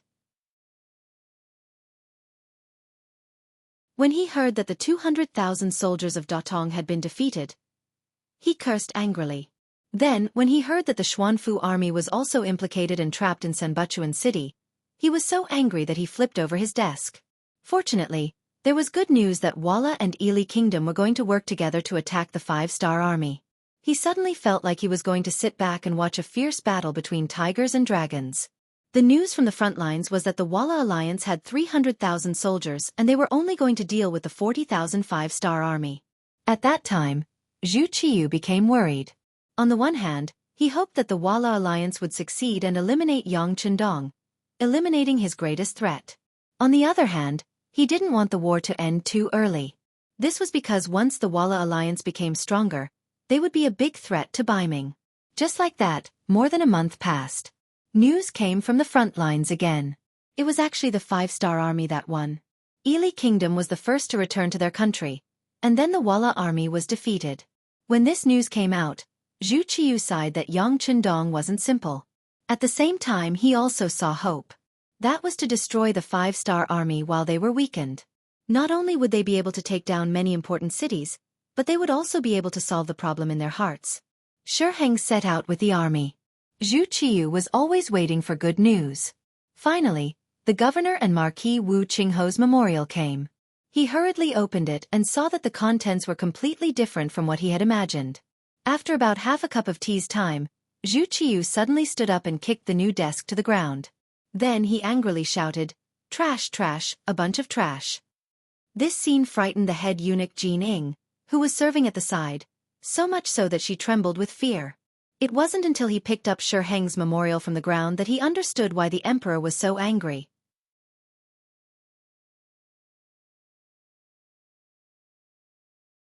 Chapter 996. Shi Heng had blasted the troops before they had even set off. Then, he requested to negotiate with the five-star army. He also said that if they had to fight with a five-star army now, even if they won, it would be a Pyrrhic victory. If the Walla army took the opportunity to attack, they would not be able to fight back. At that time, Baiming would be in danger. Nearly 400,000 soldiers. They are only dealing with a few tens of thousands of exhausted five-star army, yet they are still so timid. What do you think they are for? Zhu Qiyu condensed the anger in his heart into one sentence and asked Jin Ing, who was standing beside him. "Your Majesty, should we send another general to replace Governor Shi?" Jin Ing tried to suggest another method. "It's too late, it's too late. As long as the five-star army is given enough time to rest and reorganize, they will be able to recover quickly. If that's the case, it will be like what Shi Heng said. Even if we defeat the five-star army, it will be a Pyrrhic victory." Zhu Qiyu shook his head. Opportunities were often fleeting. Any waiting could cause them to miss the best opportunity. Now, the opportunity was about to pass. He did not want to fight to the death with a five-star army just to defeat the five-star army and not have complete confidence in killing Yang Chendong. "Your Majesty, what should we do next?" Jin Ing saw that the battle could not start and asked for a solution. Zhu Qiyu did not answer immediately. Instead, he hesitated for a long time before he slowly said, "Summon Su Yozhen." Su Yozhen had reported to Zhu Qiyu what she had seen and heard after she returned from Shi City. She also said that Yang Chendong was very grateful and looked forward to being conferred the title of Bugnam of Gojoseon by the emperor. For this reason, not only was he willing to provide nearly 200,000 Ming soldiers with provisions for free in Sanbuchuan, he was also willing to invest 5 million to help Baiming build a banking system. Zhu Qiyu, who wanted to be strong, could not refuse such a request. When it came to building a bank, he had already planned to do so. Back then, his predecessor, the current emperor of the southern Ming dynasty, Zhu Qizhen, also had the same idea. It was just that when he saw how powerful the Yang family's bank had become, he gave up on the idea of building his own bank. He thought that rather than building his own bank, he might as well take it for himself. Wouldn't that be better? However, reality was ever-changing. Not long after, the Tumu rebellion occurred, and Zhu Qizhen was forced to go to the south to proclaim himself emperor. After Zhu Qiyu ascended to the throne, he thought more about gathering people's support and building a new army. As for the matter of establishing a bank, he pushed it back again and again because he was short on money. Now, Yang Chendong was willing to invest 5 million taels of silver to help him build a bank. How could he refuse such a good thing? At that time, Zhu Qiyu had wanted to agree, but she hesitated because of the changes in the war on the grassland. He still wanted to see what would happen. If Yang Chendong was eliminated, then this promise would naturally be useless. Now, when the overall situation was settled and the winner was the five-star army, Zhu Qiyu had to reconsider the cooperation with Yang Chendong. It was still the same sentence. The highest level of politics was not fighting and killing, but how to achieve one's wish in mutual compromise. Although they had cooperated with the Walla coalition before, although they did not directly send troops, they had indirectly become the enemy of the five-star army. But now, for the sake of common interests, everyone had to sit down and talk again. Su Yozhen was urgently summoned to the palace. The moment the eunuch went to deliver the decree, she knew what would happen next. Compared with the intelligence network of Baiming, the Xianxia Security Bureau was more efficient. Thanks to them, Su Yozhen even knew the truth better than Zhu Qiyu. For example, the news that Marquis Wuxia Shi Heng had been controlled. After a trip to the first city, Su Yozhen's originally wavering thoughts became very firm. That was, she completely stood on the side of Yang Qindong. The matter of turning the Duke of Zhongdong into the Bugnam of Gojoseon became her proof of allegiance and a big gift to her master. In the main hall of the palace, Zhu Qiyu asked about the 5 million taels of silver. The focus was on when the silver could be taken out. Replying to your majesty, the result of the discussion between the Duke of Zhongdong and I in the first city is that as long as your majesty announces to the world that he is the king, the people of the Yang family bank in the capital will send people to the location we have chosen to decorate. Once the decoration is successful, the 5 million taels of silver will be put into our own bank. Su Yozhen answered clearly again. In fact, she had reported this matter more than once. She believed that the emperor urgently summoned her not to hear this answer again. Zhu Qiyu nodded silently and did not speak immediately. After a while, he asked, "Can we carry out the decoration first? Minister Su, you also know that there are still a lot of preparations to be made for things like being crowned king. It is not something that can be done with an imperial decree." Yes, your majesty is right. I think the Duke of Zhongdong can also understand. Then everything will be done according to your majesty's wishes. Su Yozhen did not even hesitate to make a statement. Of course, others did not know that this was originally a problem that Yang Qindong had considered. In order to get the throne, he was willing to take the initiative to give in.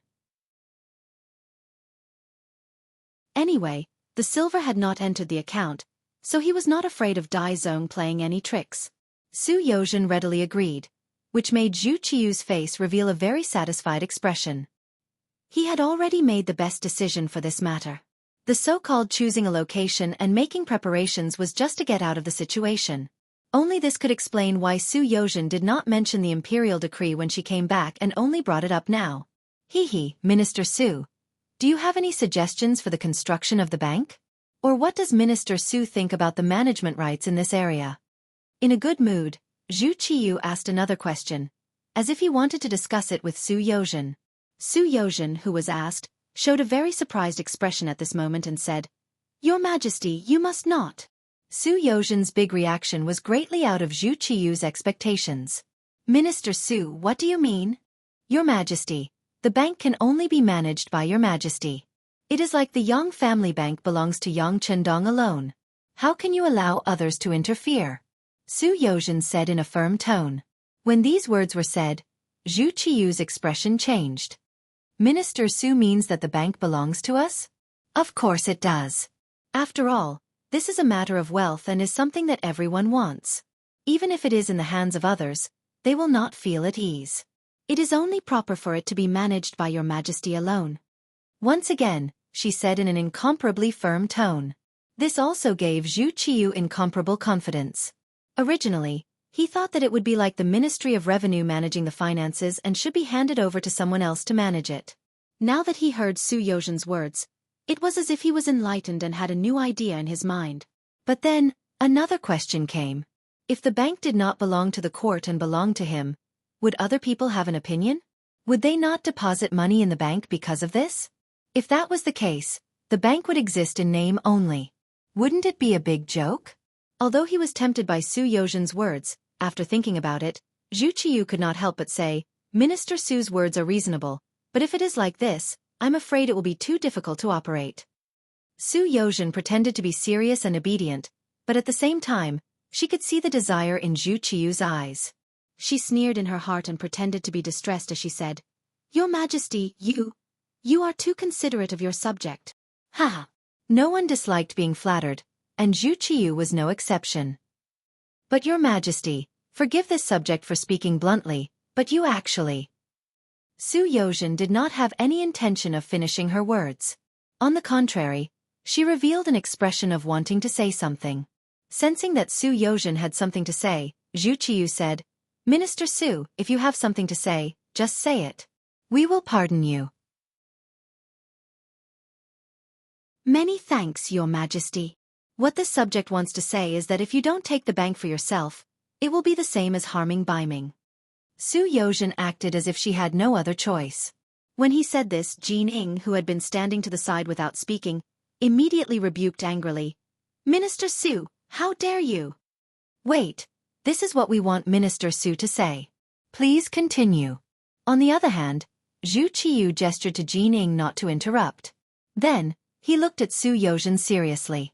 He really wanted to hear what this person had to say next and how he was going to harm Bei Ming. Thank you, Your Majesty, for your forgiveness. Since it is like this subject will speak bluntly, Su Yozhen said gratefully. What we want to hear is Minister Su speak bluntly. Speak. Zhu Qiyu acted as if he knew how to accept people. Yes.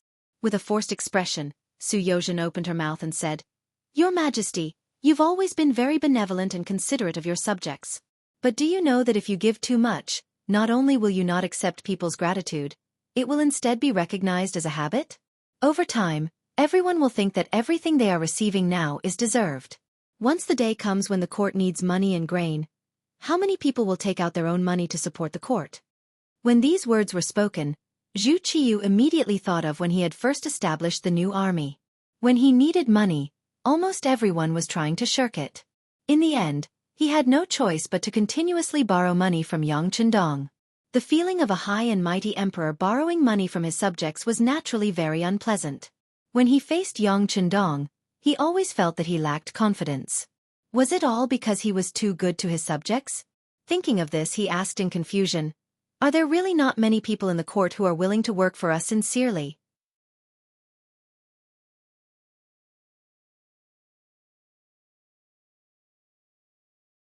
Chapter 997.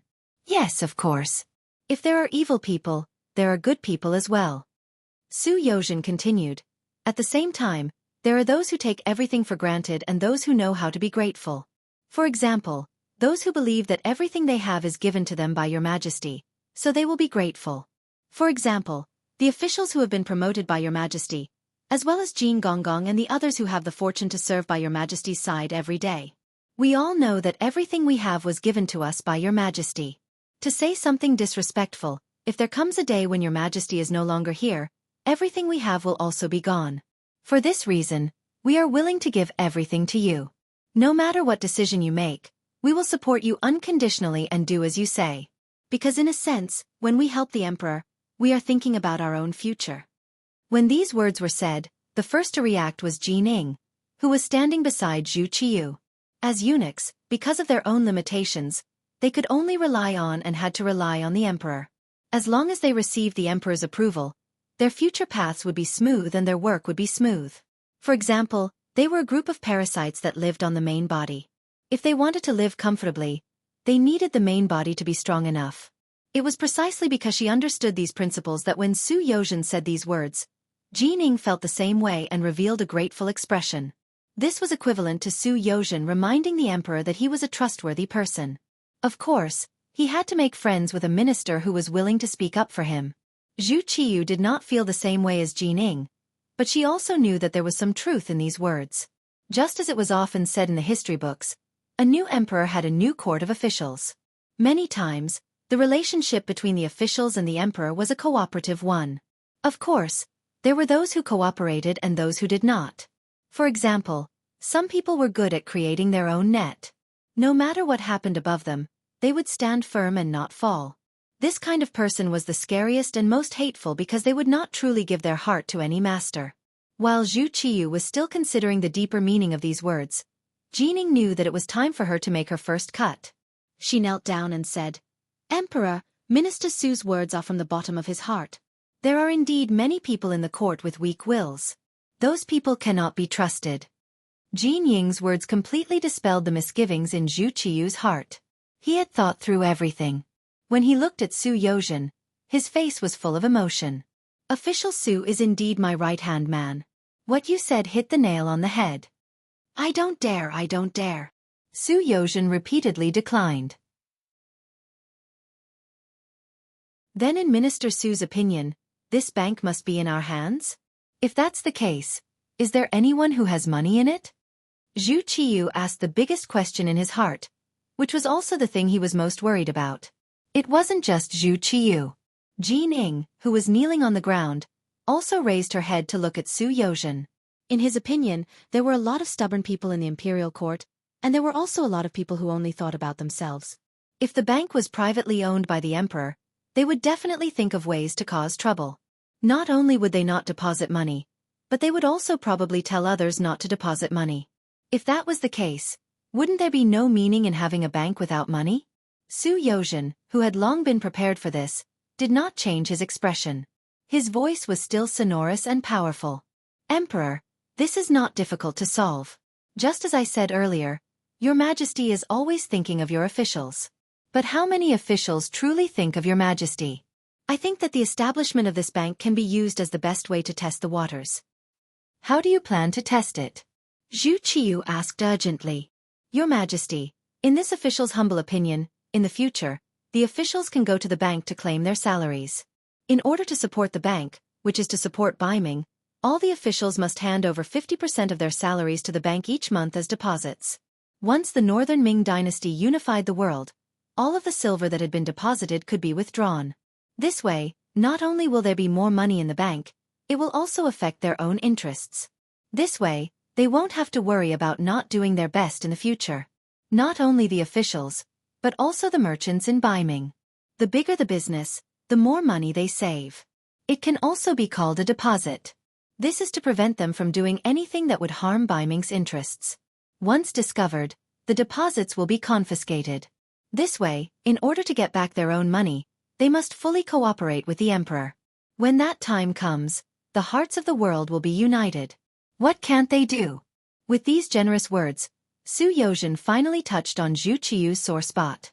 He said, in this official's opinion, the bank can be named the Zhu Family Bank. In the future, it will be passed down from generation to generation. At that time, Your Majesty's wise actions will be passed down for generations to come. The Zhu Family Bank will be passed down for generations to come, and its glory will be passed down for generations to come. Zhu Qiyu silently recited in his heart. Then he raised his right fist high and slammed it down. He shouted, "Good. Beloved official Su's words are to my liking. It is a good plan for stabilizing the country. Great talent, great talent. Yes, Minister Su is so considerate of Your Majesty. You should be rewarded." To the side, Jining began to add on. He had a feeling that once the emperor approved the establishment of the Zhu Family Bank, it was very likely that this job would eventually land on his head. In that case, his power would greatly increase. All of this was Su Yozhen's suggestion. In order to return the favor, he had to stand up and say something for the other party. When Jin Ying's praise came out, Zhu Qiyu also felt that it was reasonable. Good, good. Beloved official Su is indeed a good official. Since that is the case, I will immediately decree that beloved official Su will be the Crown Prince's junior tutor, as well as a Grand Scholar, and the Minister of Justice. This was a second-rank official directly promoted from a second-rank official to a first-rank official. When he had first mentioned these suggestions in the first city, Yang Chendong had predicted that Su Yozhen would be promoted because of this. He had not thought that there would be results so quickly. As expected, he was promoted by a rank. After the Great Ming dynasty was divided into North and South, there was no longer a cabinet. The highest civil official was second-rank official. Su Yozhen stood out and became the second-rank official. He immediately knelt down to express his gratitude. Haha, beloved official Su, please rise. The suggestion just now was very good. However, regarding the official's salary, I think the bank should only withhold 30%. They are also working for me, so I have to be considerate of them. Zhu Qiyu said in a very good mood. Your Majesty sympathizes with your officials. This is the good fortune of your officials. Here, I thank Your Majesty on behalf of all the officials.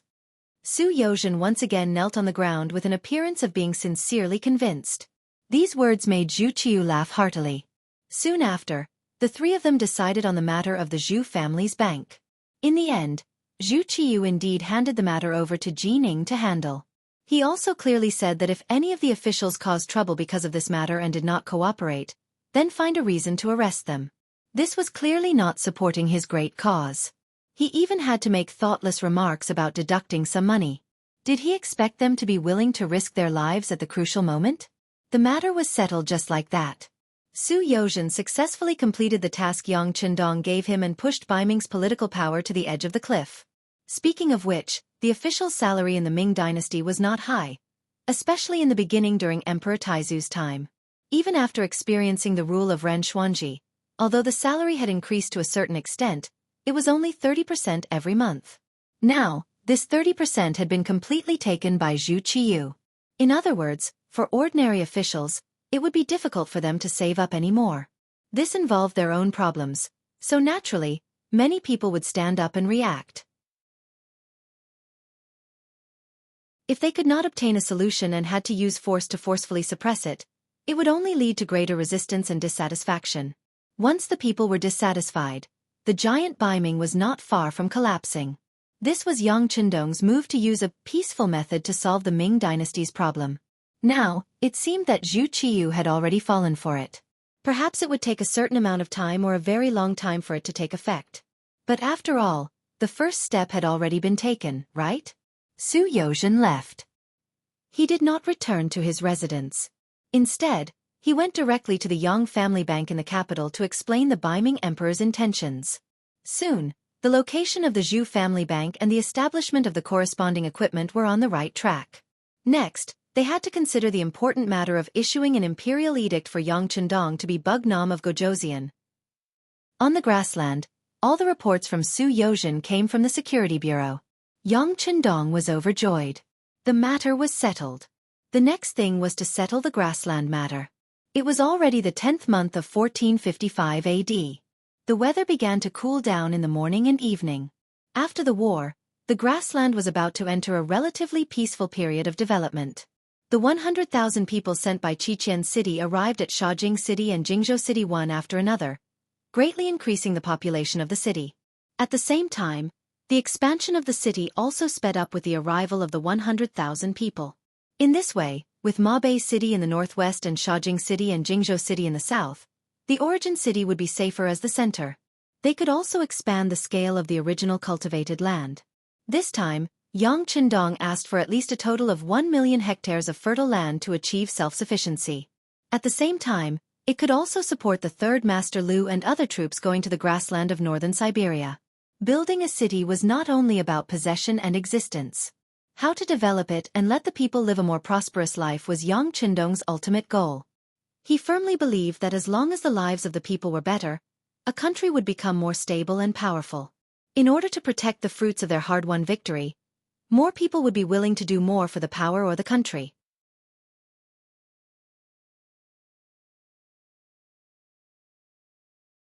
Chapter 998. Solving the problem of food, clothing and housing was something that needed to be solved urgently and had to be solved. For these, Yang Qindong personally put forward various proposals and experiences. With the full support of the first city, the two cities of Shaojing and Jingzhou were constantly changing. It was far from enough for a city to merely have high walls. It also required the existence of a powerful army. Only then would it be able to form an effective deterrent force, and only then would it be able to avoid being invaded and targeted by others. After Yang Qindong thought about it, he handed over the matter of guarding the two cities to the new Second Army. In the battle with Walla, the new Second Army performed well. Although it was not as strong as the new First Army, it was at least much stronger than the Mabei Division and the Mabei Tribal Alliance that had lost their defensive line. Therefore, Yang Qindong was relieved to hand over the security of the south side of the first city to the new Second Army. The army surrounding Sambulachuan City had not yet withdrawn, but the corresponding commanding officers had already arrived at Shaojing City and held a meeting in the newly built Yang Mansion here. At the meeting, Yang Qindong personally awarded the Major General Gold Star to the commander of the new Second Army, Jianghu, the commander of the 1st Cavalry Division, which attracted everyone's congratulations and applause. Listening to the congratulatory applause and looking at the field officers who attended the meeting, Yang Qindong reached out his hand to signal everyone to be quiet. Then he encouraged, comforted, and at the same time said in a cheering tone, "Today, Shibi and Tian who were promoted to Major General, but there will be more generals in the future. In the future we will form a new army, the new 4th Army, or even more. As long as you have the strength and ability, then don't be afraid of not having a chance to show off." In the first city defense battle, Yang Qindong saw his own shortcomings.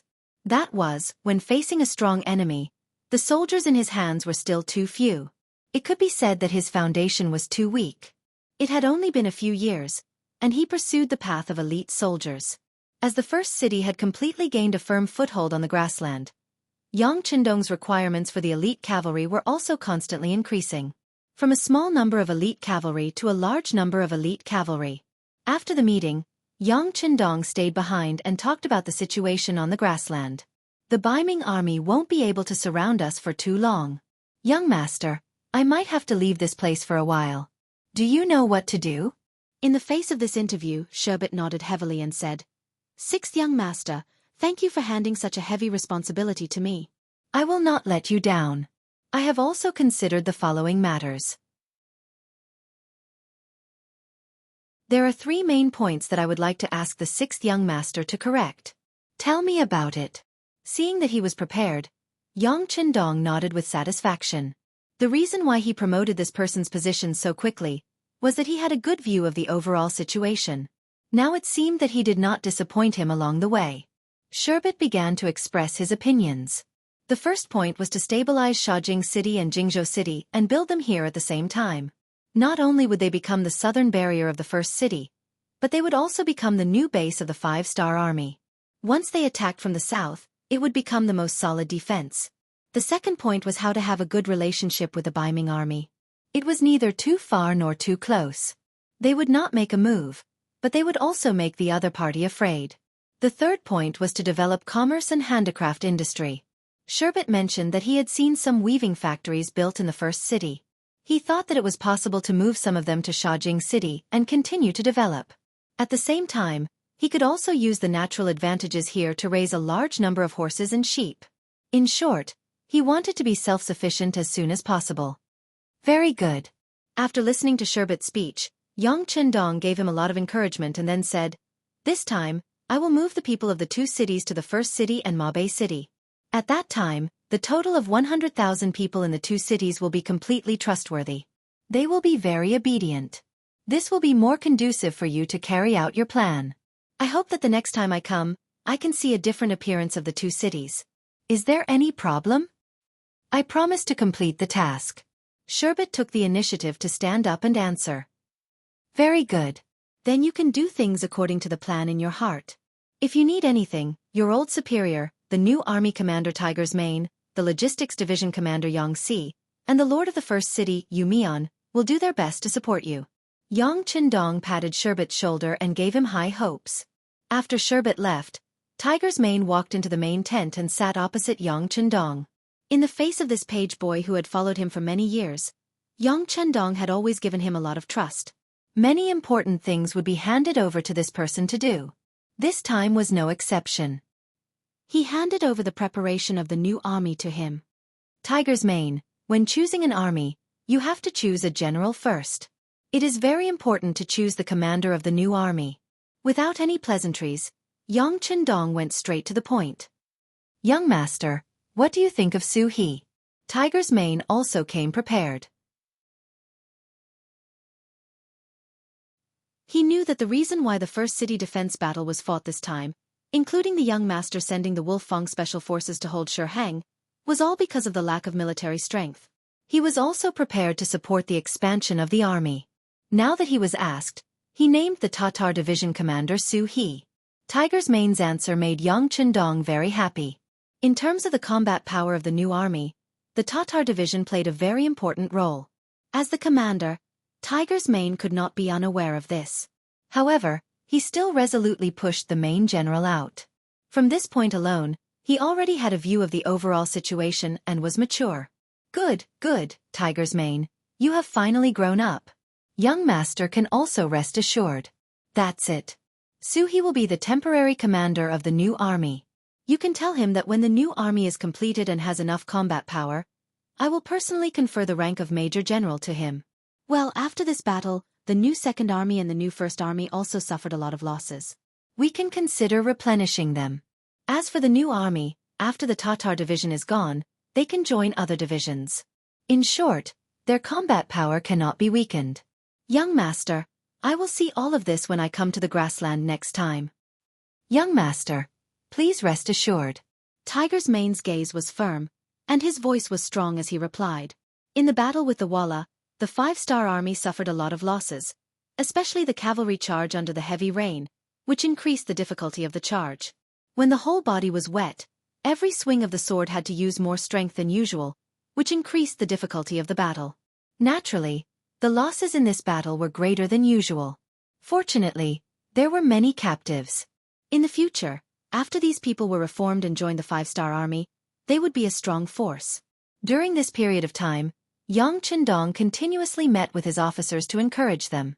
He gave them high positions, but at the same time, he also gave them a lot of pressure. In short, the cavalry had to continue to develop, and he wanted to see these officers perform well. He hoped that in the future, they could become real generals like Shi Bei and Tian Hu. Time passed day by day. The side besieging the city did not move, and the side being besieged also did not move. Everyone seemed to be waiting for something. Half a month later, there was finally news. The acting emperor of Beiming, Zhu Qiyu, announced to the world that in view of Yang Chendong's loyalty and bravery, and this time, together with the Beiming army, he had chased away the allied cavalry of the Walla and Ili. His contributions were great, and he was bestowed with the title of Bugnam of Gojoseon, and his name was announced to the world. When the Imperial edict came out, the entire Imperial court of Beiming had all kinds of opinions.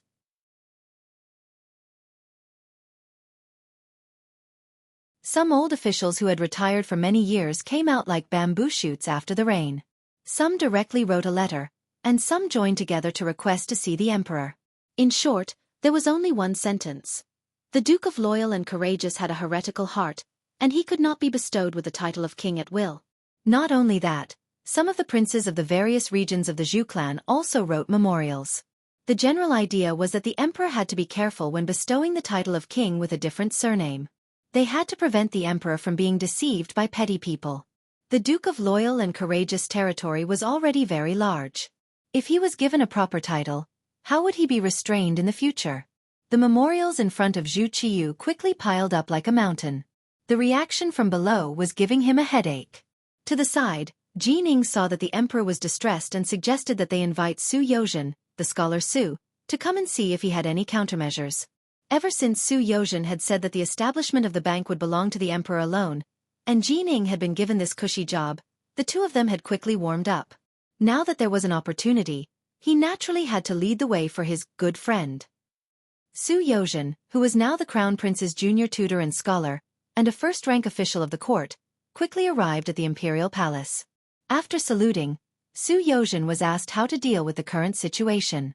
Su Yozhen asked with a confident look, "Your Majesty, this subject dares to ask, in these memorials, in addition to objecting to Duke Zhongdan's coronation, are there also memorials to impeach this subject?"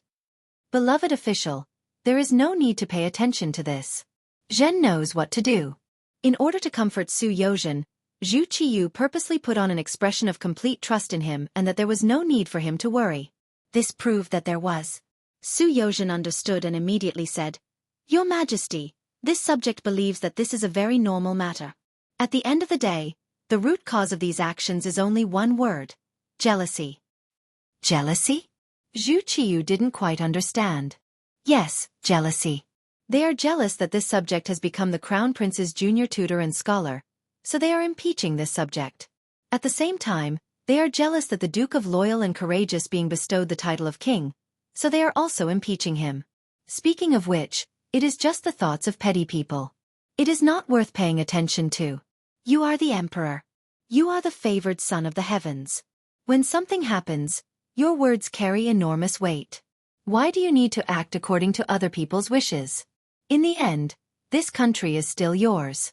It is up to the emperor to decide who to promote and who to use. Speaking of which, the country needs money.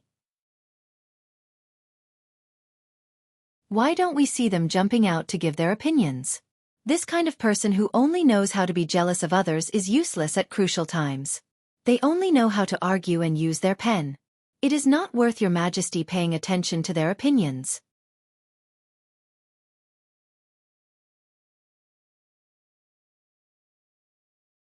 Chapter 999.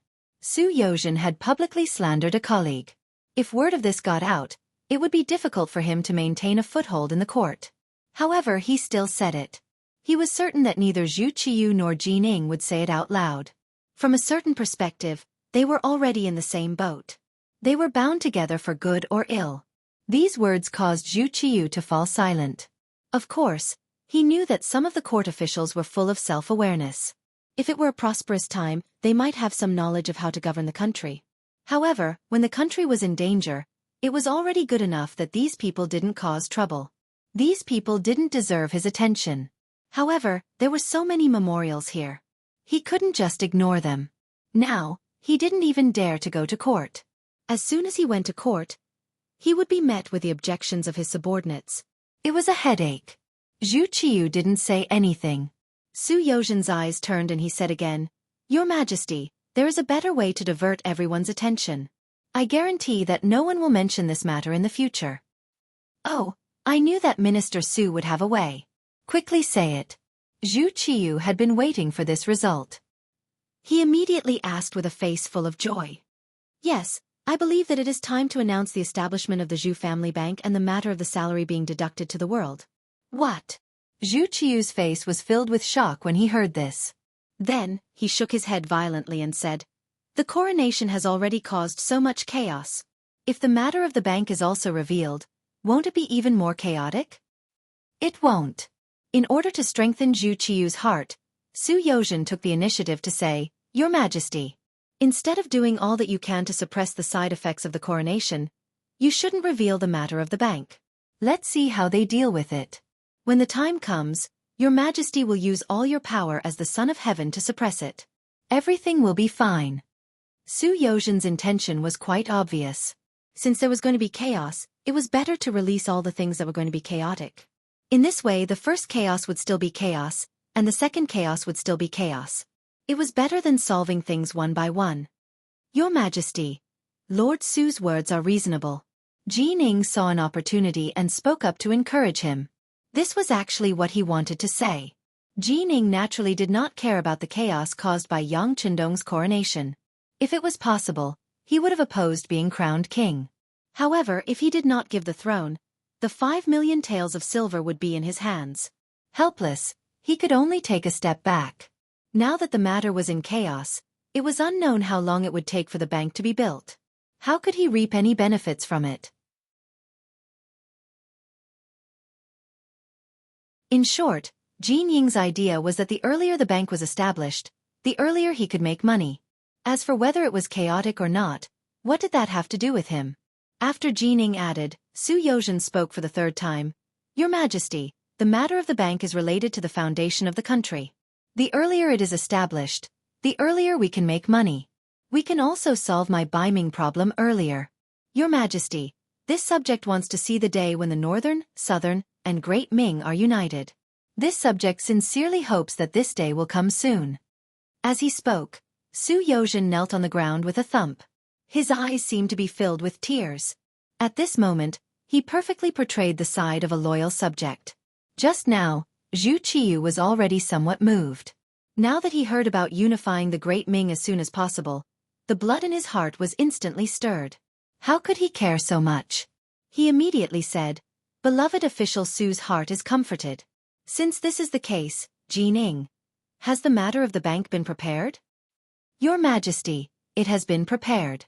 We only need to wait for the silver to arrive before we can open for business.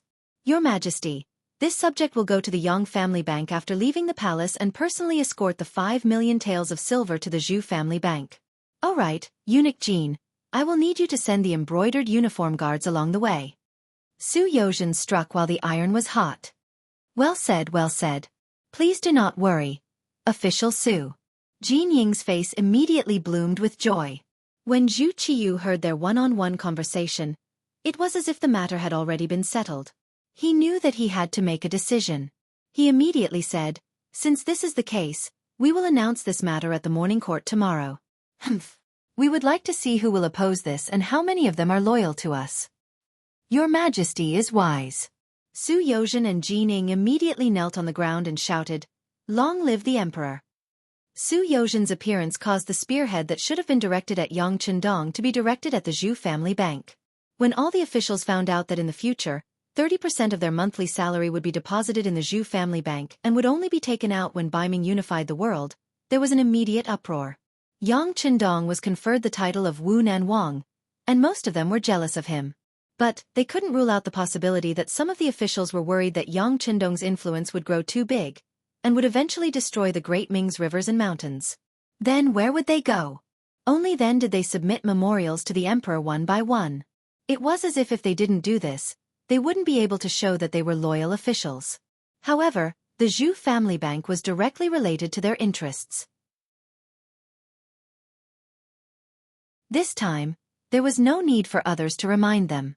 Who knew how many people took the initiative to submit memorials to the emperor, directly pointing out the various undesirable aspects of the Zhu family bank.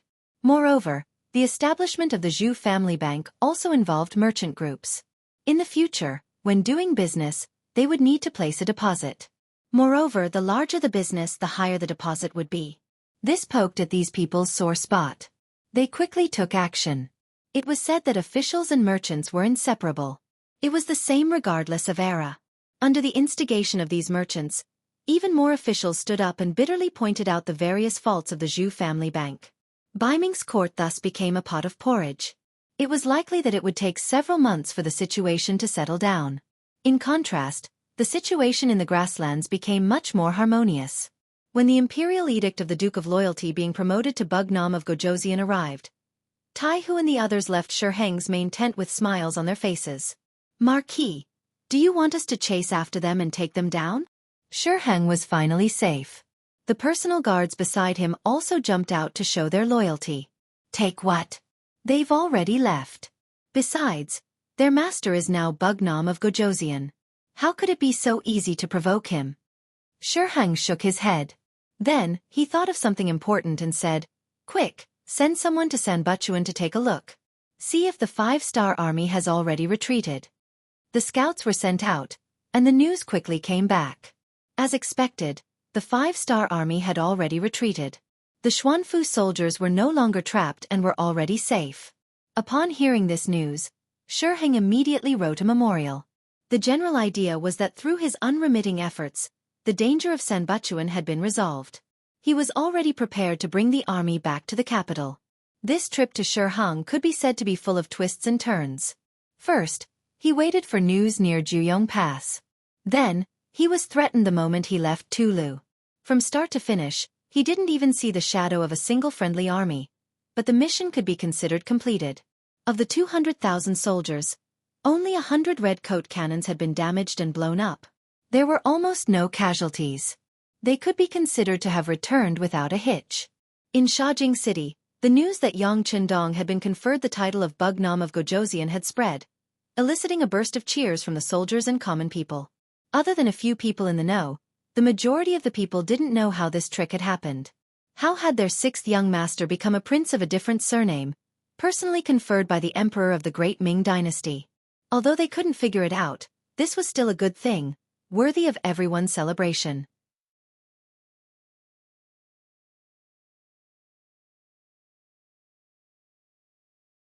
After suddenly stopping and being stared at by Yang Qindong, Lei, who couldn't get used to it, started crying again.